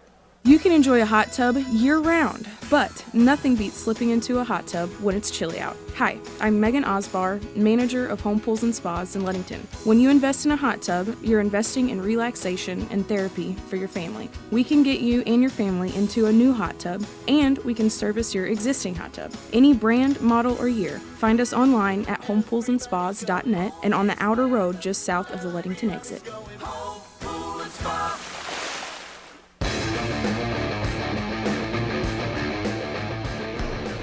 Welcome back to the Midwest Sports Center halftime show. I'm here with Central Rebels head coach Josh Mapes, fresh off of a win, advancing to the finals of the district tournament. How does that feel, Coach? You said it, this time of year it's about advancing. It doesn't matter what the games look like, Potosi, this is the fourth time we played Potosi. They're well coached and they're a good team and they had a good game plan. And, it's about advancing and we found a way to do it. And I'm proud of our kids for dealing with a little adversity and foul trouble the first half. Horton was kind of shut down there in the first half and mainly into the third quarter. Didn't really get anything going until the fourth. What were they doing well to keep the ball out of her hands? First half, she was in foul trouble. She set, most of the first half. And the second half, they ran a triangle and two, and our other kids got some really good looks. And Soap didn't get many touches, but she'll get them hopefully in the district championship game because we've got some stuff to get her some looks. And Norris stepped up big time. She had 25 points on the night. We did name her our Applebee's of Farmington player of the game. What can you say about her and her ability to just step up tonight whenever everyone else wasn't getting it going all right? If you're going to win championships, your upperclassmen, your senior players have to really take over and win games, and she did that. So hats off to her. She played a really good game, and we need one more out of her. Only up by 3 at halftime. What was the message in the locker room to the team to get them to really come out in the second half and step it up and kind of run away with the game like y'all did a little bit? We told our kids, we're up 3 and didn't play really well, so it's not the end of the world. And we were up 3 without our 2 best players on the floor most of the first half with Kimball and Norris. So, there was no panic really at the halftime. It's just our kids knew that they had to play, and we knew coming in here you're going to have to play 2 really good games to win a district championship. As of right now, you don't know who you're going to play in the district championship game. How do both of these teams match up with you, and how do you feel like you match up with them going into it? They're both different deals. Every team's a different matchup, and both teams will be really good because they're way bigger than we are. We're not very big, and when it's district championship, there's not many foul calls, and their girls are really big, really strong, so it's going to be a challenge either way. That has been Central Rebels head coach Josh Mapes. We'll be right back with more of the Midwest Sports Center halftime show. Hello, I'm Dr. Bennett Wood, Director of Jazz Studies at Mineral Area College. Join us on Friday, March 13th, Saturday, March 14th, as our Jazz Festival returns. Acclaimed trombonist Michael Dees is this year's featured headliner. Purchase tickets at the Mac Bookstore by credit card at mineralarea.edu/jazzfestival, or you can pick them up the night of the performance while supplies last. For more information, call 573-518-2256 or check out mineralarea.edu.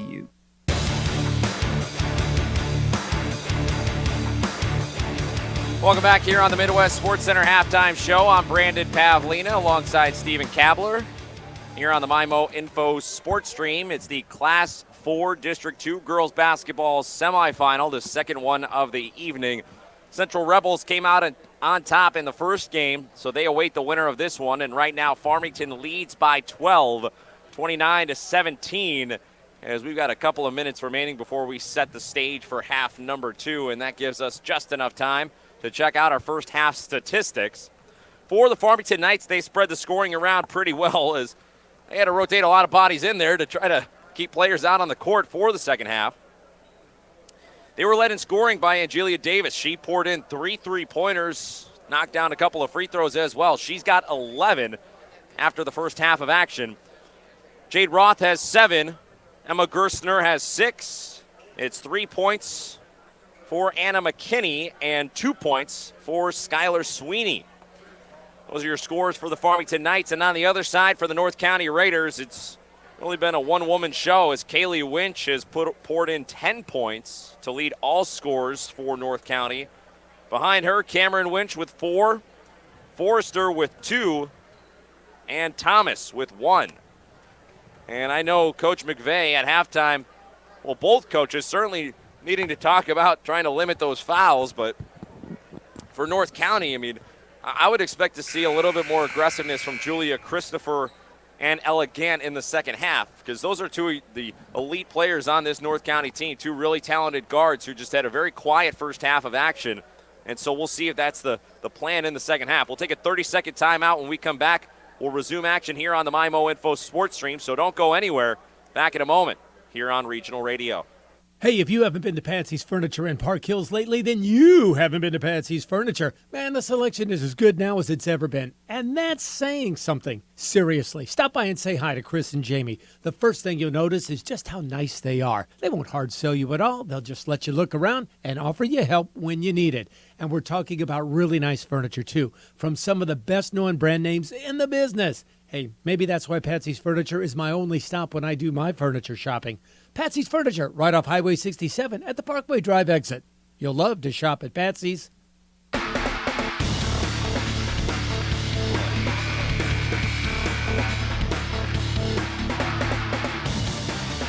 Welcome back here on the MyMo Info Sports Stream. As always, beautiful people here in Southeast Missouri. I need you to give a big round of applause, the tip of your cap. You can stand up and take a bow for Chase Sellers, because he is our producer back in the studio, spinning the dials, helping to bring you all the sights and sounds from the Class 4 District 2 girls basketball semifinal here from the campus of Central High School in the TJ Foulon Fieldhouse. And right out of the gate in the second half, North County starts with possession. They trail by 12, and that'll be a short-lived 12-point trail because a quick shot from Ella Gant goes up and in. Gant, that's her first points of the contest, and she got fouled as well, so she's going to head to the line for a chance at a free throw. Won't go, and a battle for the rebound. Lainey Calkins pulls it down.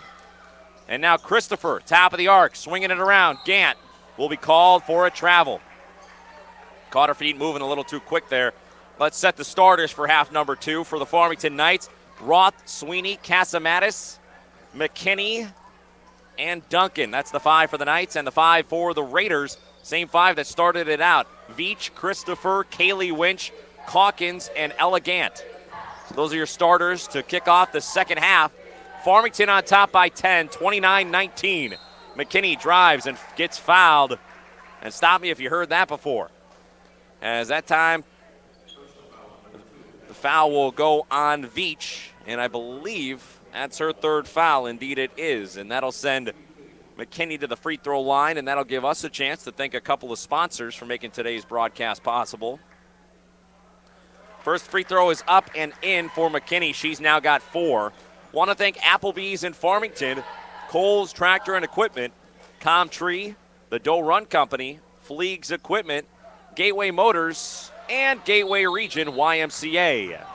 1 for 2, first one good, second one no good, and then a tie-up results in a jump ball, and that's going to keep possession with the Farmington Knights as they'll be shooting on their basket as they get set to send it in, and a late whistle as the players got started a little early.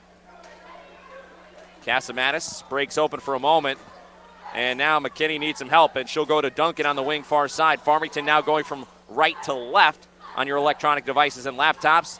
That means North County going from left to right. And now Sweeney will drive in and be fouled. And I got to imagine both coaches just scratching their heads trying to plead with their girls to stop fouling because it'll be a problem sooner than later, and it's a problem now for Emily Veach as she's the guilty party, and that means that's her 4th foul with 7 minutes still to go here in the third, and she's going to have to head to the bench. As Sweeney will make one, miss the second. Or I think she missed both, actually. So that'll keep us right where we were, 30-19. As now the driving layup is good for North County. They trail by 9. Back come the Knights. Duncan on the wing near side, picks up her dribble, needs some help. She'll go to Casamatis in the corner. Casamatis now guarded by Winch. Casamatis drives in, turns the corner, off glass, and it somehow settles down and in. Strong shot. It rattled off the backboard, hit the rim, and dropped right through. Back to an 11-point lead for Farmington. Calkins, far side wing, back to the top to reset things to Christopher, to Gant on the wing far side. Back up top to Christopher. Christopher looking for Winch down low, and Roth reads it like a book. She tips it into the hands of Casamatis, and the steal gets it back to Farmington. 6:05 to go in the third. Knights by 11.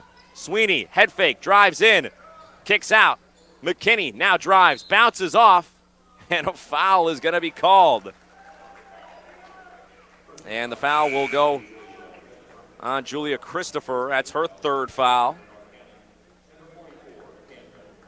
And before you know it, you might be shooting free throws again here in the second half. 6 minutes remaining in the third, and the inbound is lost.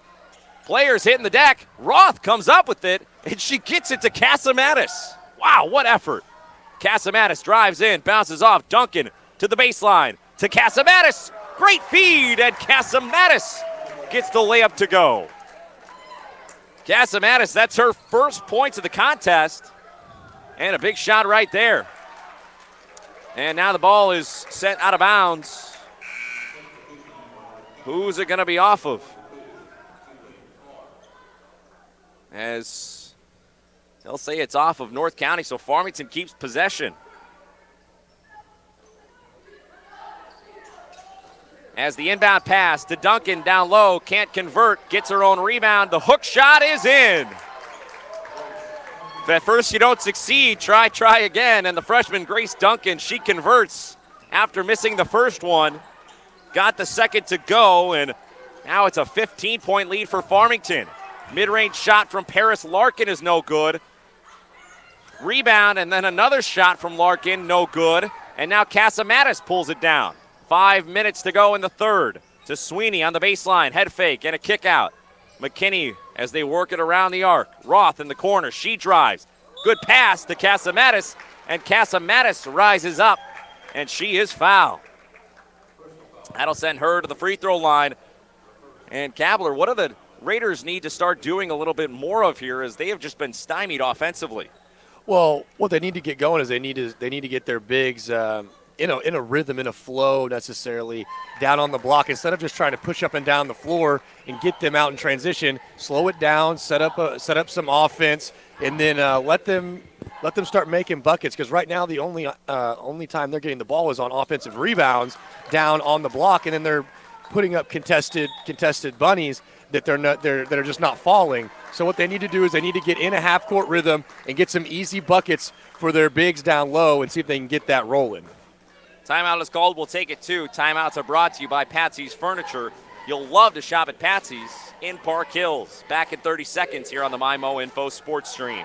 For 57 years, the staff at Farmington Presbyterian Manor have dedicated ourselves to providing our community the best independent living, assisted living, skilled nursing, memory care, and short-term rehab. We are proud to be part of the Parkland community and provide the quality health care you deserve. Call 573-756-6768 today and schedule a visit to find out more about Farmington Presbyterian Manor.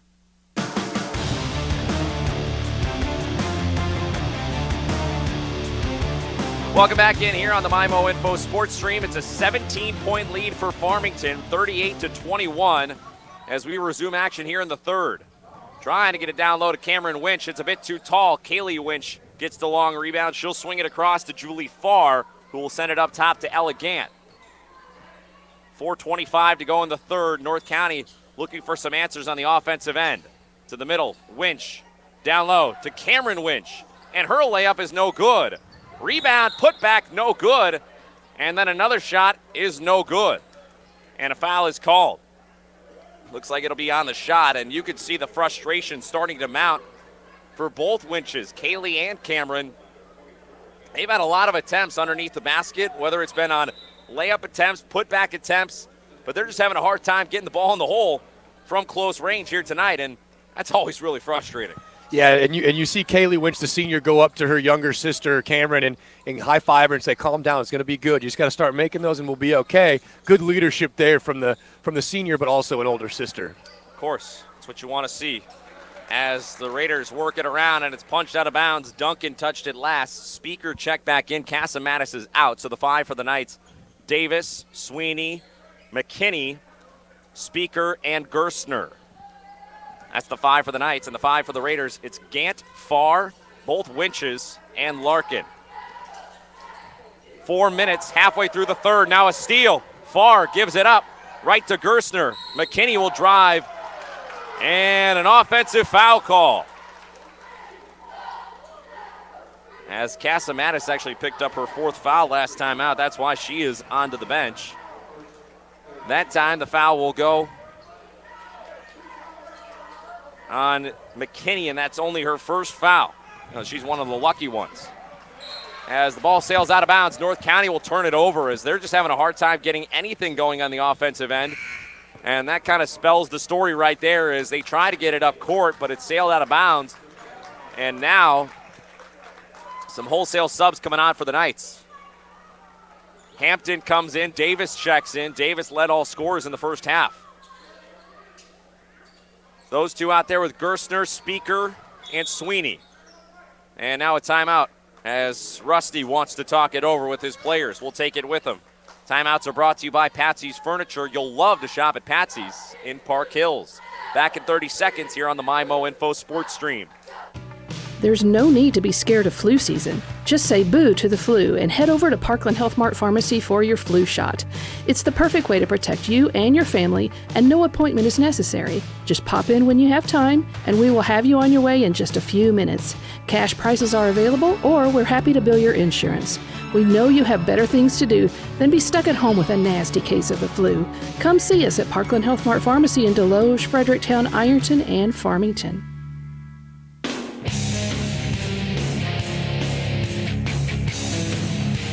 3.5 minutes remaining in the third. It's a 17-point lead for Farmington, 38-21 over the North County Raiders here in the Class 4 District 2 girls basketball tournament. As the pass down low, Speaker back to Gerstner, and Gerstner's layup no good, but she's bumped, and she'll head to the line for a couple of free throws. So we've seen that a lot here tonight. Let's go ahead and thank a couple of sponsors for making today's broadcast possible. Want to thank Gilster Mary Lee, Hearing Care Partners, the Hillsborough R3 School District, Home Pools and Spas in Leadington, Jefferson College, Lucas Smith Chrysler, Midwest Sports Center, Mineral Area College, New Era Bank, Parkland Health Mart Pharmacy, and Patsy's Furniture in Park Hills. Gerstner missed the first, knocked down the second. She's got 7, and it's an 18-point lead with 3:10 remaining in the third for Farmington over North County. Gant crosses over, drives in, shot is up, and she is fouled. We'll see if it's on the floor or if it's on the shot. And it looks like it'll be on the floor, and so that'll send the throw into the baseline as Cameron Winch will check out and Lainey Hawkins will check back in. Gant will go to far to Kaylee Winch on the baseline. Now she'll go to Paris Larkin, and Paris Larkin will be called for the double dribble. A lot of frustration on that North County sidelines. You can see it in the look of those players on the bench. They're just frustrated here tonight with really the whole game. I mean, the scoring has been tough, only 21 points. The fouls have been tough as they've been called for an awful lot. And look, this North County team, they've won 19 games this season. They're one of the best teams in the area in the MAAA. But here tonight, the Farmington Knights have been suffocating on the defensive end and have done just enough on offense. Now Speaker, her pass is stolen away. Paris Larkin takes it. She'll go to Gant. Gant drives in, hangs. Floater, good. What a tough shot. And Ella Gant gets it to go. She's got 6 in the second half. And now the pass down low, and it's taken away for a moment. And it goes out of bounds. It'll be off of the Raiders, and it'll go back over to Farmington. Julie Christopher, the senior, Julia, will check back in. That'll bring out Julie Farr as Farr heads to the bench. Hampton will send it in. Down low to Speaker, and Speaker gets the shot to go. Bree Speaker gets her first points of the contest. And back come the Raiders. Gant spins in, a lot of contact, no call. Speaker the rebound to Hampton, to the front court. And she'll slow it down. 2 minutes remaining in the third. 41-23. And Sweeney will be called for a travel. Almost said a charge, but no. Just got caught keeping those feet moving with the orange in her hands, and that's all it takes. 2 minutes to go here in the third quarter. Christopher gets it to the front court, and now an over the back. And this full court pressure here tonight has been a problem for North County. They have not known really how to handle this. And North County, as a result, they've turned the ball over quite a bit in the backcourt.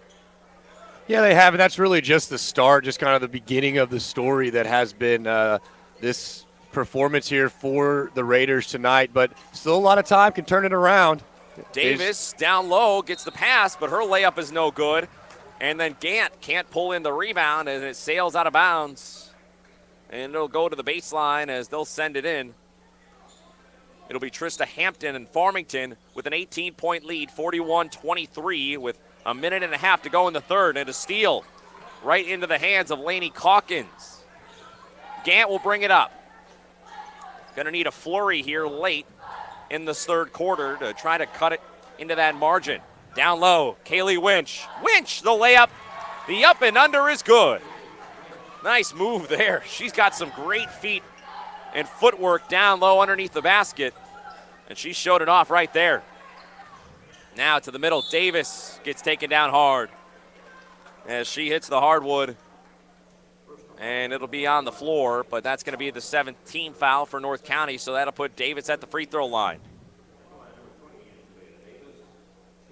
And we'll thank a couple of more sponsors here. Want to thank Potosi R3 School District, Prairie Farms, Presbyterian Manor, Serenity Hospice Care, Twin City Toyota, and the UPS store in Festus. First free throw is up and in for Davis. That's her first point of the second half after she had 11 to lead all scorers in the first half. 42-25, Farmington on top.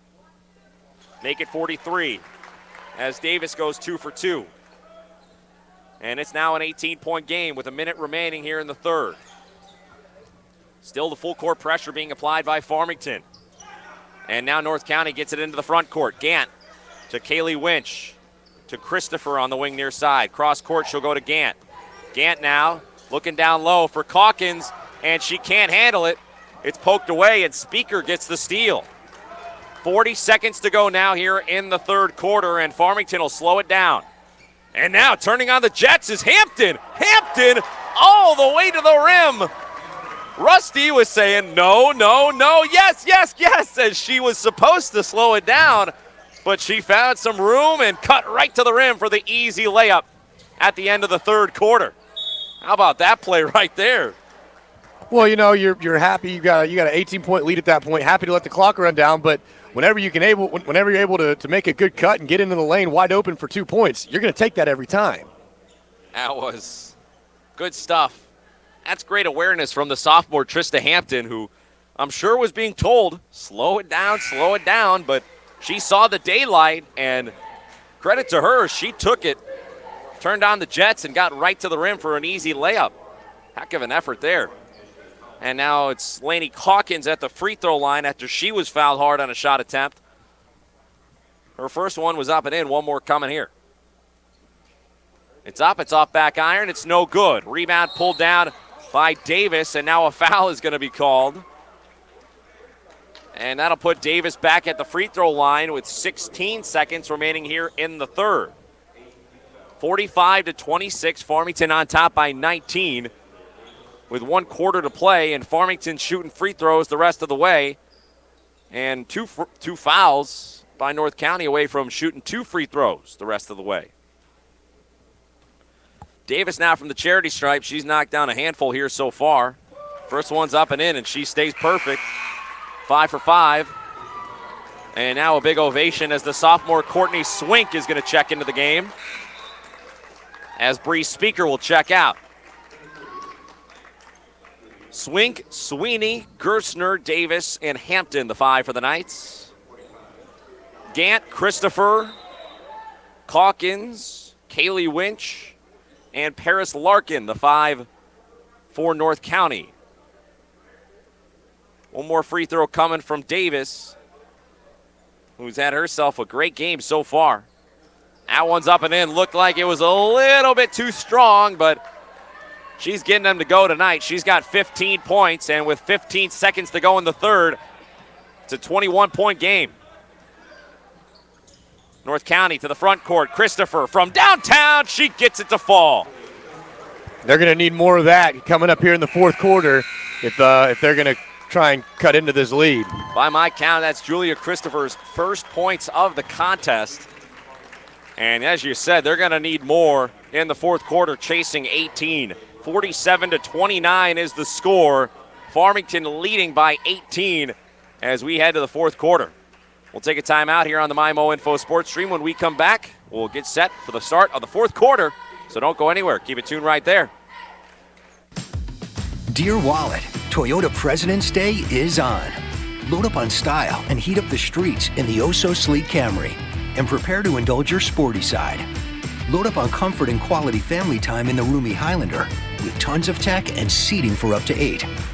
Load up on fun and adventure in the versatile RAV4 with plenty of room for all your gear. And load up on confidence. All these Toyota models come with our active safety system, Standard. Load up on style, load up on comfort, load up on adventure, and load up on savings. Hurry in during Toyota President's Day and get a historic deal before it's history. See you soon, your new Toyota. Find yours at buyatoyota.com. Toyota, let's go places. See Twin City Toyota, I-55 at the Herculaneum Auto Mall exit, or visit them online at twincitytoyota.com.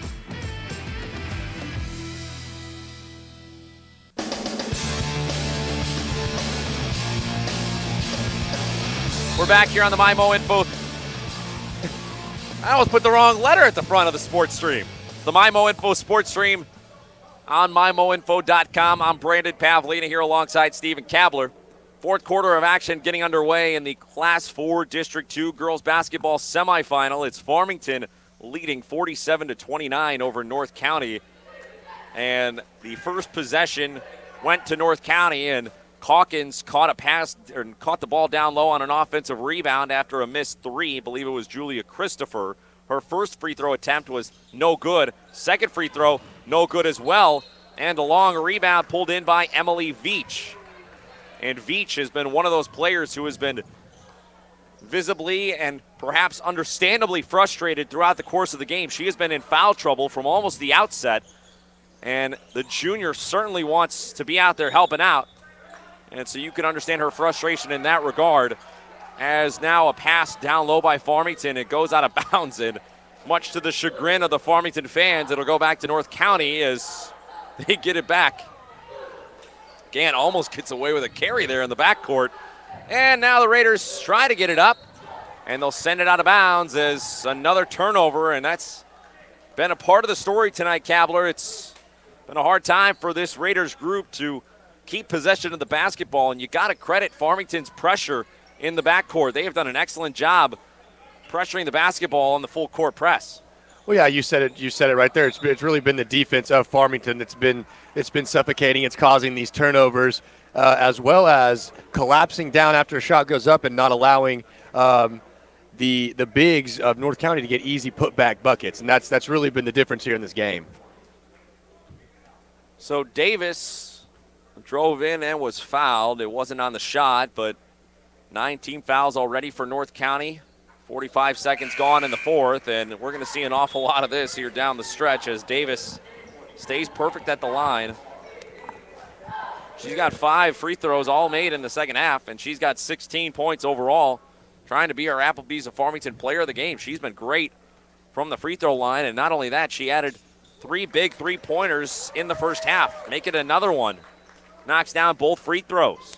She's got 6 free throws made in the second half, and she's got 17 overall, and another turnover as Christopher was trying to get it to Julie Farr, and a little too tall for the 5'1" Farr, and it sails out of bounds. And so Farmington, that pressure defense, it's been suffocating tonight. I cannot wait to talk to Coach Sansegraw about that after the game, because that's not something that we've seen Farmington do all season, but it's certainly been effective here tonight.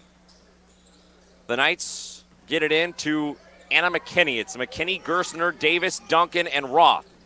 Gerstner drives in and passes out, and a blocking foul is called. And why not? 2 shots coming. 49-29 the score, a 20-point margin, and really the fouls have been a big factor throughout tonight as Gerstner knocks down the front end of the free throws. A reminder that you can listen to this and all of our games online at the Let's try that one more time. Gerstner gets it up and in. Second free throw good. 2 for 2 that time. She knocks them both down. A reminder that you can listen to this and all of our games online, and it's courtesy of Coles Tractor and Equipment in Farmington. See Coles Tractor and Equipment, your #1 LS tractor dealer, using 2020 to build on 30 years of selling the best tractors on the market. Winch's shot was no good. Got the rebound, put it back up and in. Kaylee Winch Still playing strong here late. She's got 14 in the contest. And it's a 20-point game, 51-31. Great pass down low, and Duncan hits the deck hard. And I think they're going to call the foul on her, as not a whole lot she could do. She was battling for the rebound, and she got taken down. And that's going to be the 5th foul for Duncan, and that'll do it for her, as she'll head to the bench. And she'll finish with 2 points in the ballgame. 51-31 the score. Farmington on top by 20. 6:20 remaining here in the 4th. Free throw is up, and Farr can't get it to go on the 1-and-1. And the rebound pulled in by McKinney. McKinney, head of steam. She'll slow it down in the front court. She'll get it over to Davis. Now Gerstner, top of the arc, as she holds it and scans the defense. Back to Davis, near side. Roth in the corner on the near side. Behind the back dribble. A little fancy dribble there. I was like behind the back and between the legs. She'll swing to Gerstner, and now a timeout will be called as Rusty wants to talk it over.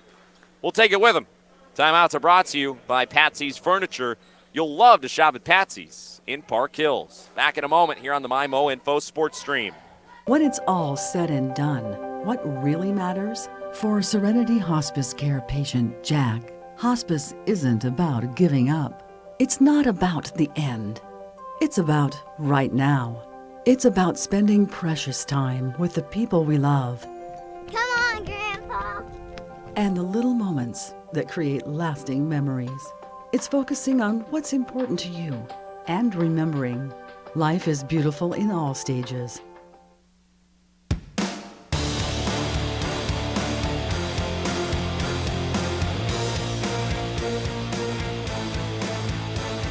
Welcome back here on the MyMo Info Sports Stream. Class 4 District 2 girls basketball semifinals, North County and Farmington. And coming out of that Patsy's Furniture timeout, a 5-second call as Farmington can't get it inbound in time, and that'll send it back over to North County. 6 minutes remaining here in the 4th quarter, 51-31. Farmington leading by 20 over North County. Raiders with possession. Top of the arc, it's Christopher. She'll bounce it to Veach. Veach will drive and kick to Farr, and a travel will be called. And that'll send it to the baseline. It'll be a throw-in for Davis. It's Davis, McKinney, Gerstner, Casamatis, and Roth, the 5 for Farmington. Davis will swing it to Gerstner. Gerstner to the baseline to Casamatis. Trying to find a cutting Roth. Roth can't get open, then they'll go back to the outside of the three-point line to McKinney as she'll slow it down. Crossover dribble, bouncer to the corner. Gerstner back to McKinney. McKinney looking for real estate. She gets it to Casamatis on the baseline. Casamatis drive and kick as they work it around to Davis in the corner far side. Down low, Roth backing in. Hook shot, no good. Rebound pulled down as that time it's pulled in by Cameron Winch. Down low to Kaylee Winch. Back out to Christopher. She'll fire a 3, and it's off. Rebound is with McKinney. McKinney hesitates, gets past Christopher to Gerstner. Down low, Casamatis. Bouncer to Davis. Farr knocks it away and steals it. Back comes North County. Christopher in the corner. Down low, Cameron Winch. The layup is good. Cameron Winch converts. She's got 6, and a timeout is called. We'll take it with them. Timeouts are brought to you by Patsy's Furniture. You'll love to shop at Patsy's in Park Hills. Back in 30 seconds here on the MyMo Info Sports Stream. Eating good in the neighborhood at Applebee's sounds so good, doesn't it? Hi, I'm Amy Cousins, General Manager of Applebee's in Farmington. You and a friend can start with 2 side salads or an appetizer to share, then choose any 2 full-size entree from the 2 for $20 dinner lunch menu. Or pick 2 items to create your own combo meal from the classic or signature lunch combo menu. Soups, salads, chicken feet, a roll-up, clubhouse grill, or chicken tenders. There's so much to choose from, and it's all under $10. Dine in or call it in. Applebee's on Cars Boulevard in Farmington.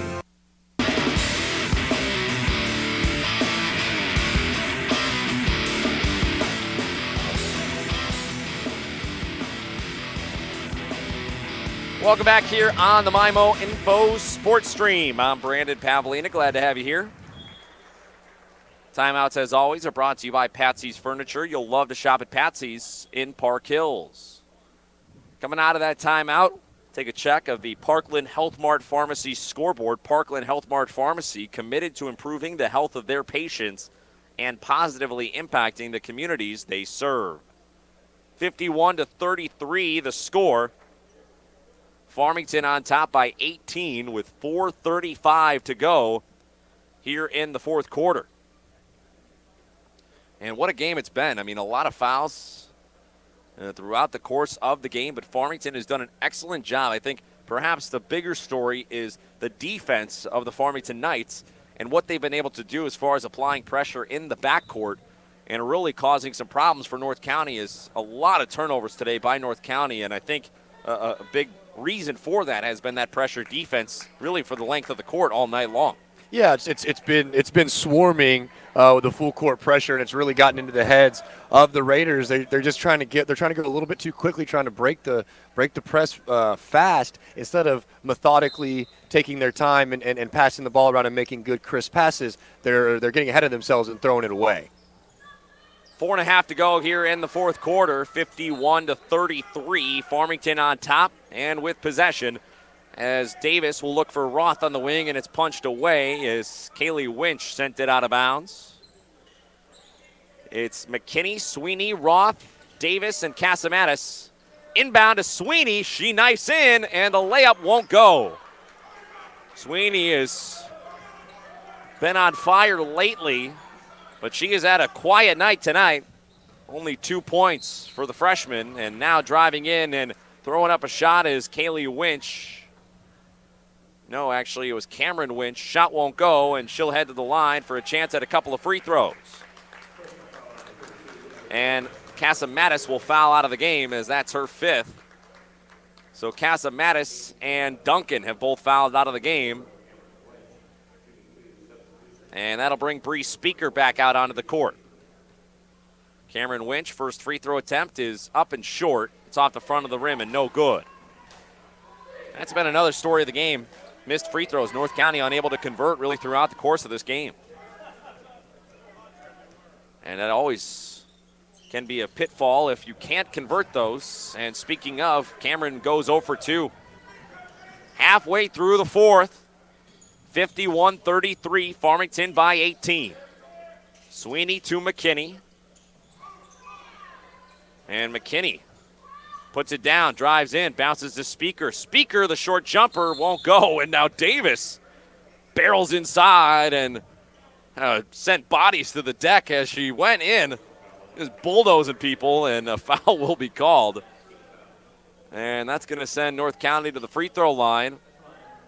Another big win tonight for one of our area schools, as the St. Genevieve Dragons, they won their district semifinal game. That one was heard over on J98. The final in that one, St. Gen 60, Sykeston 48. And so that means St. Genevieve will advance to the district championship, which we will have coverage of coming up later this week. It'll be right here on the MyMO Info Sports Stream, as our championship games will be on J98 coming up on Thursday. 1 for 2 that time, as Forrester was the one shooting free throws. She knocked down the front end but couldn't get the second to go. And then on the rebound, well, it's a little tired at this point, but a foul was called, and that'll send another shooter to the free throw line. And it'll be Angelia Davis, as she just keeps tacking them on here and trying to write herself a ticket to Applebee's of Farmington as the player of the game. She'll knock down the first free throw. And you said it a little bit earlier, but something that we really need to emphasize here is the difference in the made and missed free throws. I mean, both of these teams have shot a tremendous amount of free throws this evening, but the gals in blue just haven't been able to convert them like the gals in white have done tonight. Christopher, 3-ball from the corner, no good. Kaylee Winch the rebound, and her left-handed putback is good. That'll cut it to 16. Winch has 16 in the game. 52-36 with 3.5 to go. And now Roth drives in and gets fouled on the shot. And she's going to head to the line for a couple of free throws. Boy, oh boy. I've lost count, if I'm being perfectly frank, with who has how many fouls, and I think it can be understood given the amount that we have seen here tonight. Roth at the charity stripe knocks down her first shot. That'll give her 10 in the ball game. She'll make the second, make it 11 for the freshman Jade Roth. And it's back to an 18-point lead, 54-36, with 3:20 to go in what is a game that we may never see the end of. And another foul. And that's the reason, because seemingly every possession here tonight has resulted in a whistle. Reminder that coming up after the game, we'll have our Home Pools and Spas post-game show. Home Pools and Spas, when it comes to family fun, there's no place like home in Leadington. We'll also name our Doe Run Company play of the game. The Doe Run Company providing the minerals and metals we need to power our future. That foul was on Bree Speaker, and that's her fifth foul as well. So Casamatis, Duncan, and Speaker have all fouled out of the game for the Farmington Knights. Pretty remarkable. First free throw was no good. Second one was good for Cameron Winch. And she'll check out. 54-37. It's a 17-point game. Davis driving shot. No, Gershner rather. Throws up a wild one and can't get it to go. And back comes North County. Now North County to Forrester, and there's another foul. That'll be on McKinney. That's her second foul, and you would think they might want to give him like a couple of minutes to play the game of basketball tonight, but really hasn't been the case here in the second game. The winner of this game will go on to take on the Central Rebels, who won our first game of the evening. They defeated the Potosi Trojans in what was an excellent ball game. And Forrester got the first, missed the second. And there's another foul as the rebound was pulled in long. And as I said, we're just looking for a couple of minutes, you know. Just we're not asking for a lot here. I'd take 30 seconds to play. I would take 30 seconds too. I'll be honest. I mean, with what it's been so far tonight, it's been an awful lot of whistles and not a whole lot of action. And now some wholesale subs coming on for North County as Gerstner knocks down a free throw, and with that, she now has 10. 55-37 is the score with 3 minutes remaining in this one. Second free throw is up and in. Gerstner goes 2 for 2. 3 minutes remaining. Christopher, Veach, both Winches, and Gant, the five for the Raiders. To the middle. Mid-range jumper from Kaylee Winch. She knocks it down. She's got 18. And it's a 17-point game, 2:45 remaining. The five for the Knights, it's Davis, Roth, McKinney, Gerstner, and Sweeney. Davis in the corner, head fake on a three, will go up top to Sweeney. Now Sweeney will drive in and hand off. Davis in the corner, puts it on the deck and drives in. Gets past the defender, and Angelia Davis, the layup is good, as she has had herself a great game here so far tonight. That'll give her 20 points in the contest, and it's now a 19-point lead, 58-39, with 2:15 remaining in the fourth. Davis has had herself an excellent ball game. She had 11 in the first half. She's now got 9 in the second half, 20 points overall, and staring down the barrel of being named our Applebee's of Farmington Player of the Game. As Cameron Winch knocked down the shot and was fouled, if you can believe it. She'll have another free throw coming to try to make it an and one opportunity, and she will knock it in. So with that, she's got 10 points in the ball game now. And she'll check out as Lainey Calkins will check back in. And full court pressure now being applied by North County with 2:15 remaining in the ballgame. Full court pass. Gerstner has it poked away. And that should have very easily have been a clean steal or just a ball knocked out of bounds. But instead, it'll be called as a foul. And that's going to send Emma Gerstner to the free throw line as well. These two teams have done well tonight to play through what has been a game that has not allowed for a whole lot of contact here, as Gerstner got the first one to go. One more coming. Or actually, that is the first. She'll knock it down. One free throw up and in for Gerstner. It's been hard to keep score here tonight with all the free throws. Tell you what, I haven't had to do a whole lot of it's not Roman numerals where you mark the 4 and then you got to slash the 5. Tally marks. Tally marks. There you go. Cavalier, that's why you're here, man. You're the other half of my brain, man. Hey, I'm here for it. That's why I appreciate you, man. You're here to fill in the blanks for me because sometimes I just don't know. We had our fourth player of the game foul out. Elegant fouls out on that last foul there. So thank you. Elegant, the junior, has fouled out with her 5th foul. But I'll tell you who's not stopping is Kaylee Winch, as she just got another layup to go. She's got 20 points here tonight as she has continued to play hard throughout this whole ball game. Timeout is called as it's down to a 15-point lead, 59-44. And we'll take it with them. Back in 30 seconds here on the MyMo Info Sports Stream. Rolling hills, wooded forest, pasture, crops. If you've ever dreamed of having a place of your own in the country, we can help. So get back to your roots and back to the country with a fixed-rate loan from First State Community Bank and our partner, Farmer Mac. We'll work hard to find the right financing for your recreational property. See the team today or visit fscb.com for more information. First State Community Bank, member FDIC, equal housing lender.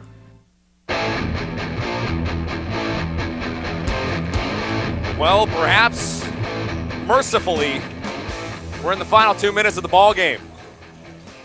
Farmington on top by 15, 59-44 as Jade Roth can't convert on a three-pointer from the corner. Down low, Kaylee Winch with the layup. She's got 22, and it's a 13-point game with a minute and a half left. Jade Roth, the crossover, drives to the deep part of the lane and converts the left-handed layup.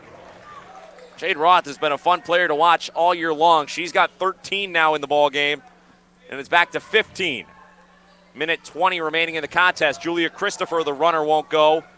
And the rebound pulled in by Farmington as they'll try to bleed a little clock here late in this one. Minute 5 remaining here in this one. And it's a 15-point game. And now over and back will be the call as it'll be punched out of bounds. And we'll see if perhaps they can hold on to this one. As North County will get it inbound. Christopher will fire up a three, and it's in. The bank shot from Julia Christopher as she converts from distance. That cuts it to a 12-point game. Timeout is called. We'll take it with them. Timeouts are brought to you by Patsy's Furniture. You'll love to shop at Patsy's in Park Hills. Back in 30 seconds here on the MyMo Info Sports Stream. What you put on your family's table does make a difference, and Prairie Farms is proud to play a role in your family's growth and good health. Since 1938, Prairie Farms has been providing high-quality products and fresh, wholesome, and nutritious milk to you and your family. From yogurt, dips, and sour cream to cottage cheese, ice cream, and milk, the next time you're at the store, reach for the Prairie Farms label and know you're serving the best. Prairie Farms, dedicated farmers, happy cows, and real milk.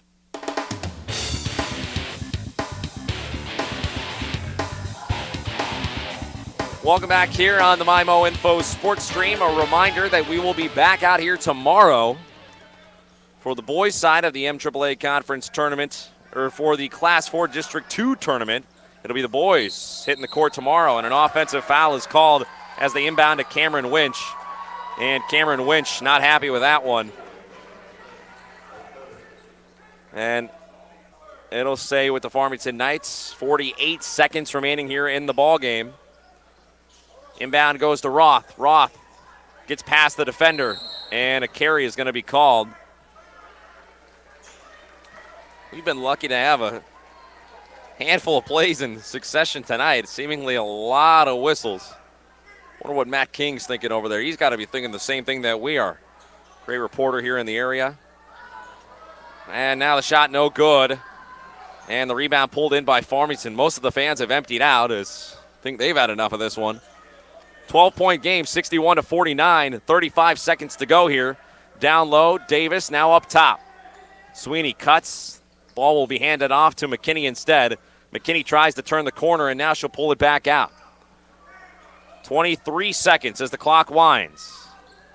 And Coach McVeigh asking for a foul. Nobody's going to oblige as Farmington's going to have a chance to just dribble it out. And now, no, they'll say 5 seconds on the defense as Roth had it in her hands and couldn't get away from the defender. 15.4 seconds remaining here in the ball game as North County will empty out the bench. Kaylee Winch will check out, as will Julia Christopher, as the two of the seniors, there's a handful of others on this team, will check out of the game, perhaps for the final time in the North County Raiders uniform. And indeed, the final senior will check out as well as Christopher, Forrester, and Winch will hit the bench. 10 seconds to go now, and a fire up a three from the corner. It's no good from Polite. Knights get the rebound, and they'll bring it up as the clock will hit 0. Final score here tonight, 61-49, as the Farmington Knights come out on top. And they will head to the championship to take on the Central Rebels coming up on Thursday. We'll take a timeout. When we come back, we'll wrap this one up for you here on the MyMO Info Sports Stream, so stick around. We'll be back in a moment to tell you all about the final here tonight as North County falls. Farmington moves on, and the district championship is set. So we'll be back in a moment here on the MyMO Info Sports Stream. The Doe Run Company, providing the minerals and metals we need to power our future. Flex Equipment was founded as a family-owned and operated business, where it remains to this day. Known best for selling exceptional equipment such as Case IH, Hustler, Vermeer, Cub Cadet, Massey Ferguson, and many more. Flex Equipment is a proven company with certified technicians and customer service where you're more than just a number. Our certified technicians can diagnose, troubleshoot, repair, and maintain your equipment. Not just one color, but every color. Even if you don't purchase your equipment here, we can provide you with the best service available and the largest selection of parts. As the months turn colder, it's time to service your equipment, get it ready for spring and summer. Winterize your equipment and tune up any equipment that you'll need over the winter. We do that here, and we do it well. If you're in the market for a new compact tractor, blades, whatever the need, see us here at Fliggs Equipment. Make us your first stop. Fliggs Equipment, Highway 32 in St. Genevieve, and on the Outer Service Road in Ludington. Online 24/7 at fliggs.com. Fliggs Equipment. Let our family serve your family. Stop by Dairy Queen in Farmington and Potosi for the best cheeseburger in town. And don't forget their chicken strip basket or 6 pieces of golden fried chicken strips, hot fries, Texas toast, and creamy white gravy. And remember, you'll love their new snack menu pretzel stick and a soft pretzel. Don't forget your fantastic lunch, which includes entree, drink, and a sundae for $6. That's Dairy Queen. 2 great locations, Potosi and Farmington, where they treat you right. The Potosi R3 School District is committed to excellence. Now, they're proud of their students and their athletes because these young people work hard and show a ton of dedication. The Potosi R3 students and athletes are committed to excelling to high levels of achievement. Attitude and perseverance play a big part in their success. The Potosi R3 School District sincerely hopes this school year is a wonderful and memorable stepping stone in their life's journey. The staff and students at Hillsboro R3 School District would like to take this time to recognize all of their diligent athletes. They are proud of each and every one of their athletes and understands what it takes to be part of a successful team. They are honored to stand by each and every one of their athletes. Hillsboro R3 understands their efforts to be a hardworking and dedicated team member. The countless hours you have put in do not go unnoticed. Keep up the good work, Hillsboro Hawks. The faculty and staff at North County St. Francis County School District are proud of their students and athletes. It takes hard work, dedication, and commitment to be a good, successful student and athlete. Each student and athlete will have different goals and even different ways and timing of achieving those goals. So be yourself and excel to the very top. Good luck on a great year and a great season from the faculty and staff at the North St. Francis County School District. You're out there. You have the skills. You have the tools. Talent Force is just waiting for you to apply. Ready for a career change, a new job? Call Talent Force, the original hometown staffing provider. Talent Force is currently taking applications for several different opportunities. See the positive difference in where you work with Talent Force. Talent Force is the original hometown staffing provider. They're located in the Farmington Industrial Park. They're ready to help you. Call Talent Force today. Davis lines up a three. It's good. Angelia Davis, her third three of the first half. She's got 11, and it's an 11-point lead for Farmington, 22-11. Send him up here. There it is. That's your Doe Run Company play of the game. The Doe Run Company providing the minerals and metals we need to power our future. The Farmington Knights, they come out on top here tonight. Final score 61-49 as they advance to the championship of the Class 4 District 2 girls basketball tournament. They'll be taking on the Central Rebels. Those two teams have already met a few times this season. Central's won both times, but that should be a good matchup in the championship as Farmington is improved by leaps and bounds seemingly every time I've had a chance to see them out there on the court. And a really good performance by them here tonight. As we want to welcome you in on the Home Pools and Spas post-game show. Home Pools and Spas, when it comes to family fun, there's no place like home in Leadington. Let's go ahead and name our Applebee's of Farmington player of the game. Applebee's of Farmington doing good in the neighborhood. Player of the game is the one who brought you that highlight that you heard right off the top there. It's Angelia Davis. She's your player of the game. She finished with 20 points in the contest, and she was phenomenal. Poured in 3 3-pointers in the first half and then just could not miss from the free throw line. She had one miss here tonight, and she did a fantastic job just knocking them down from the charity stripe and finishes with 20 points, and so she is your player of the game. Other leading scorers for the Farmington Knights here tonight, as they had Gerstner put in 12, and Roth poured in 11. Those are your 3 leading scores for the Farmington Knights here tonight. And then for North County, their leading scorers, Kaylee Winch with 22, Cameron Winch with 10, and 6 points for Julia Christopher and Ella Gant. So those are your leading scorers here tonight for both sides in what was a pretty bizarre ball game. Didn't have a chance to quite add up all the fouls that were called, but the free throw numbers are astounding, to say the least. North County here tonight, and this is a big story in the ball game as to why they ended up losing this one by 12. They shot 7 of 30 from the free throw line, so they really had a hard time at the charity stripe here tonight. You talk about leaving 23 points at the line. 7 for 30 here tonight for North County, and that certainly played a factor in them being able to come out on top or lose this one, as they did fall in this one by 12 points, 61-49. Farmington, on the opposite end of the spectrum, they were fantastic from the free throw line here tonight. 28 of 36, as the Knights really just kept tacking them on from the stripe, and that's what you wanted to see here in this one. I mean, in a game where you're going to get a lot of foul calls, you just really wanted to see which team was going to shoot free throws better, and here tonight it was the Farmington Knights.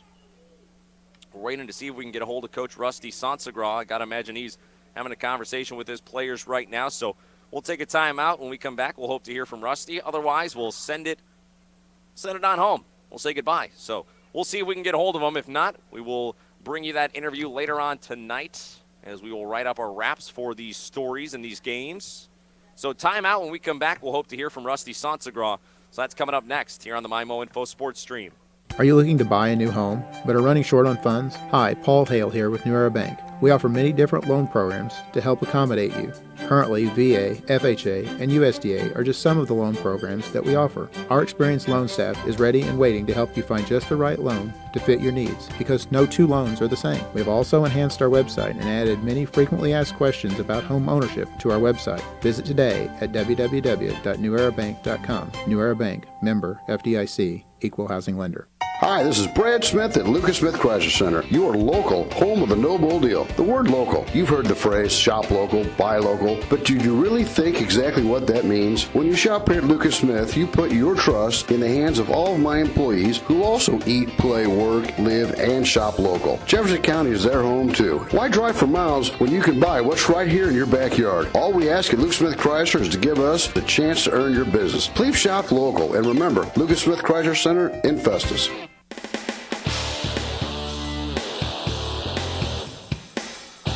Welcome back in here on the MyMo Info Sports Stream on the Home Pools and Spas post-game show. The Farmington Knights, they come out on top. Final score 61-49, and now the head coach of the Farmington girls basketball team, Rusty Sansagra, will grab a headset and join us here on the post-game show. Coach, right out of the gate, I'll just say, floor is yours, man. Your thoughts on how you guys played here tonight and what was maybe not the smoothest game we've ever seen, as we were just waiting to see a couple of plays strung together without a whistle. Never quite got it, but your girls still fought through all the adversity. You came out on top. Your thoughts on how you guys played?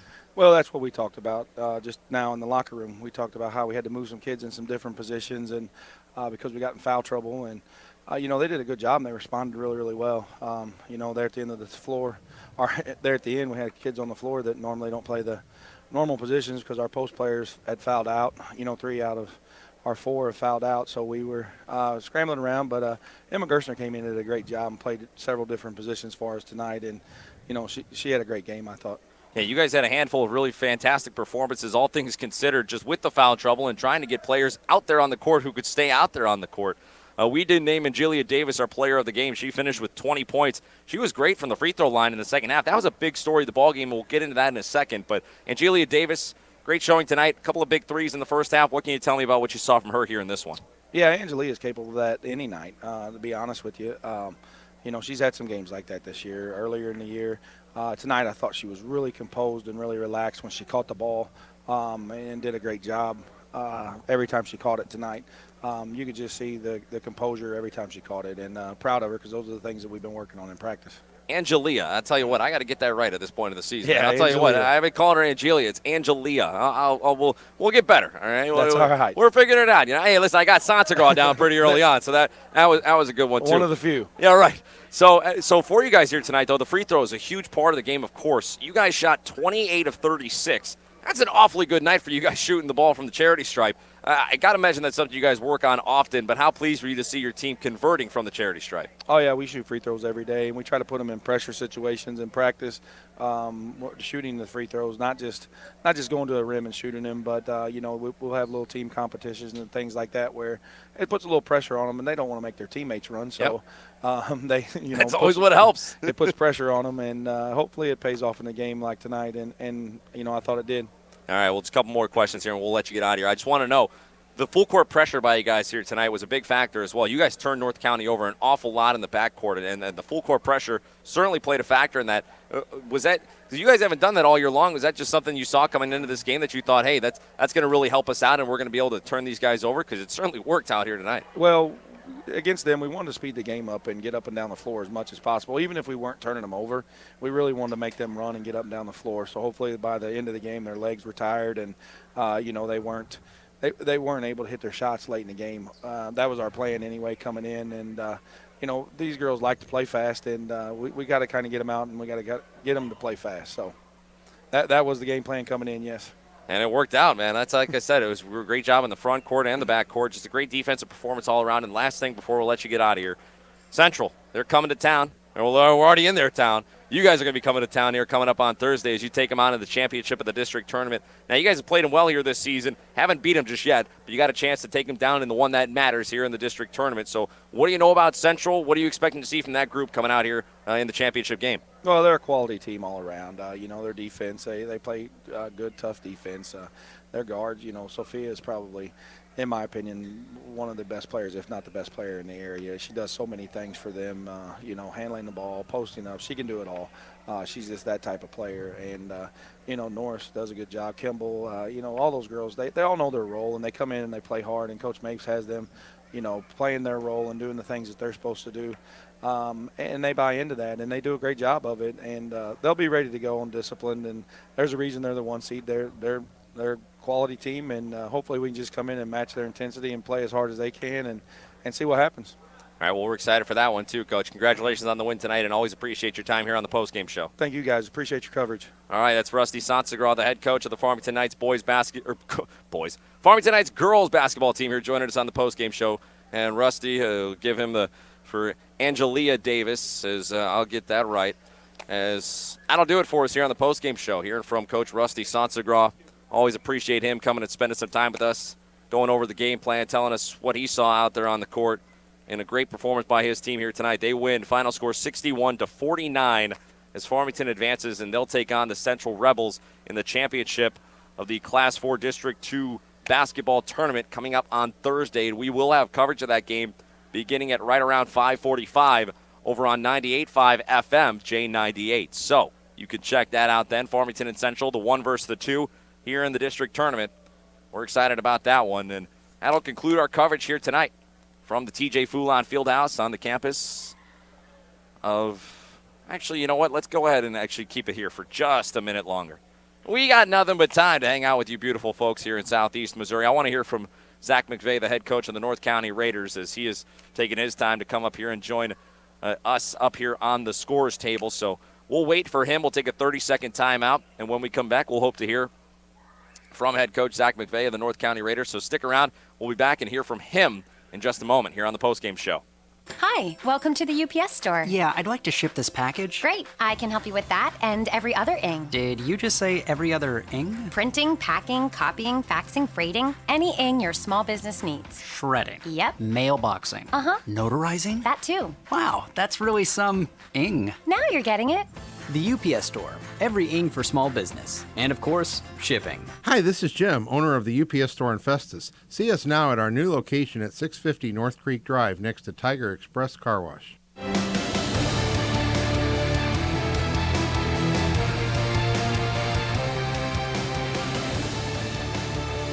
Welcome back in here on the Midwest Sports Center. Oh, boy. It's been that kind of day. Home Pools and Spas post-game show. Home Pools and Spas. When it comes to family fun, there's no place like home in Leadington. North County, they fall. Farmington wins this one 61-49 in a slowly played game. It was a choppy game at times, but ultimately Farmington came out on top. And I think the story of the game, Kabler, is he joins me now and want to get his thoughts on the game. North County shot 7 of 30 from the free throw line. That's less than 25%. You're not going to win a whole lot of ball games if you shoot like that. But Farmington on the other side, 28 of 36. So in total, you had 46 free throws shot in this game. And really, that was a big story of the game. Something you kept talking about throughout the game, how important that was. And we saw it come to fruition in the final score. Get my mic turned on here. That would help. Yeah, I mean, that's honestly the biggest thing that you see in the difference of this game. I mean, if you're North County and you make, just a handful more of your free throws, make maybe 10 to 15 more of your free throws, you're right in that ball game.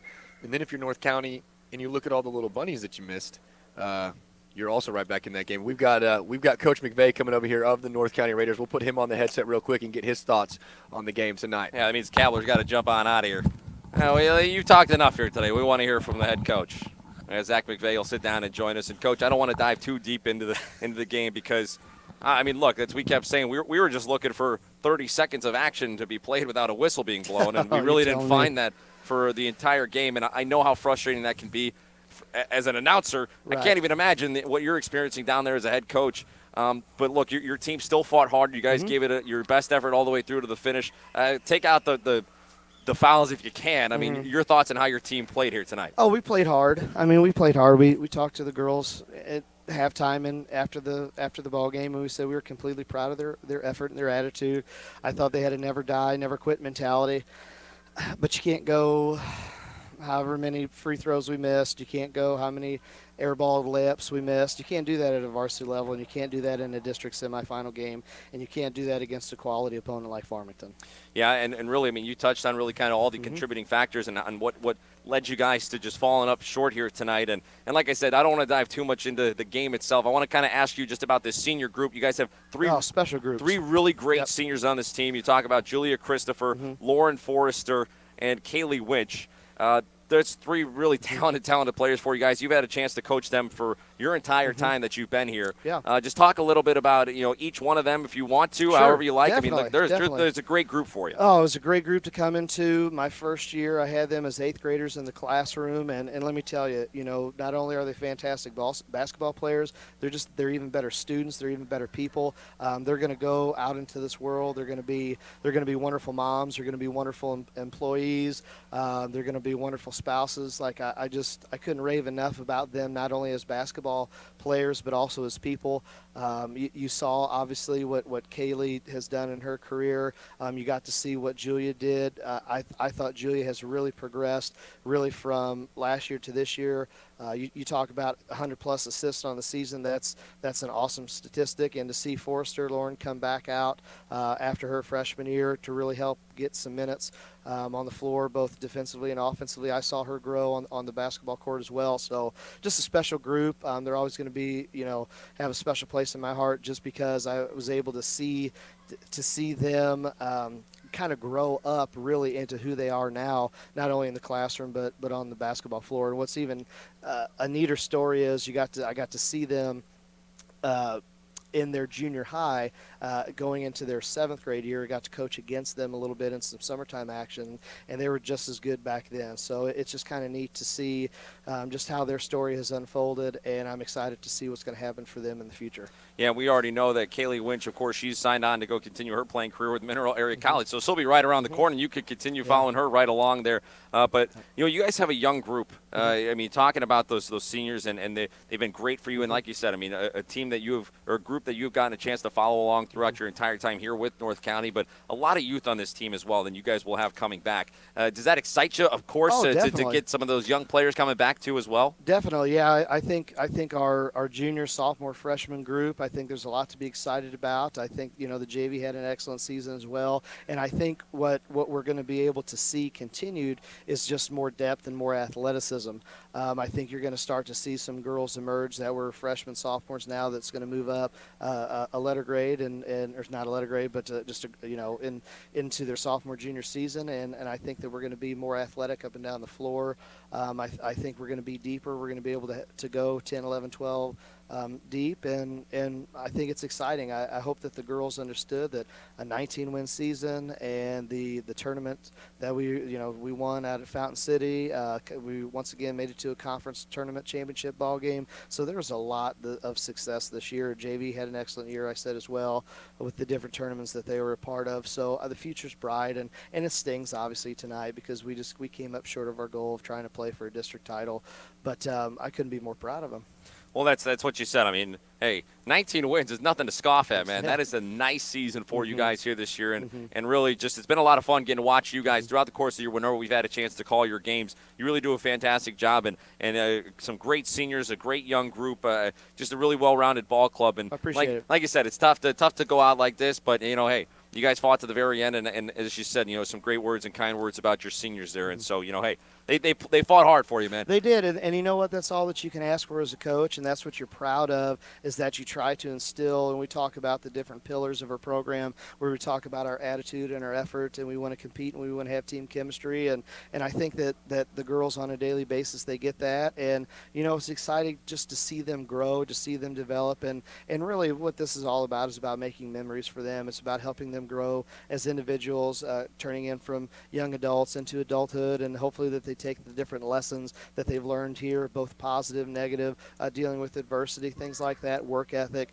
team camaraderie, all of that they take that into the real world, take that out into college, take that out into the workforce, and really, hopefully, especially at home as well. And I think they will. I mean, it just sounds like you got a great group there, and like you said, tough to see them go, but hey, I'm sure it's been a great experience to get to coach them. Yes. So, well, we appreciate your time, Coach. We'll let you get on out of here, man. But hey, we thank really you. appreciate you coming up here and talking to I us. appreciate it, and always, you guys just do an excellent job, and thank you so much for the coverage this season. Absolutely. We appreciate you as well, my man. That is Zach McVay, the head coach of the North County Raiders girls basketball team. We'll take a 30-second timeout and be back in a moment here to wrap this one up. In 1973, Comtree was established to meet a great need through opening a halfway house. The spark of meeting residents' needs continues to reignite in 2019. We've expanded our services to become the mental health safety net of Jefferson County while offering nationally recognized dental care and primary care. We invite you to join the Comtree family tree. Call 877-COMTREE or visit us online at comtree.org to schedule an appointment. Welcome to our family tree.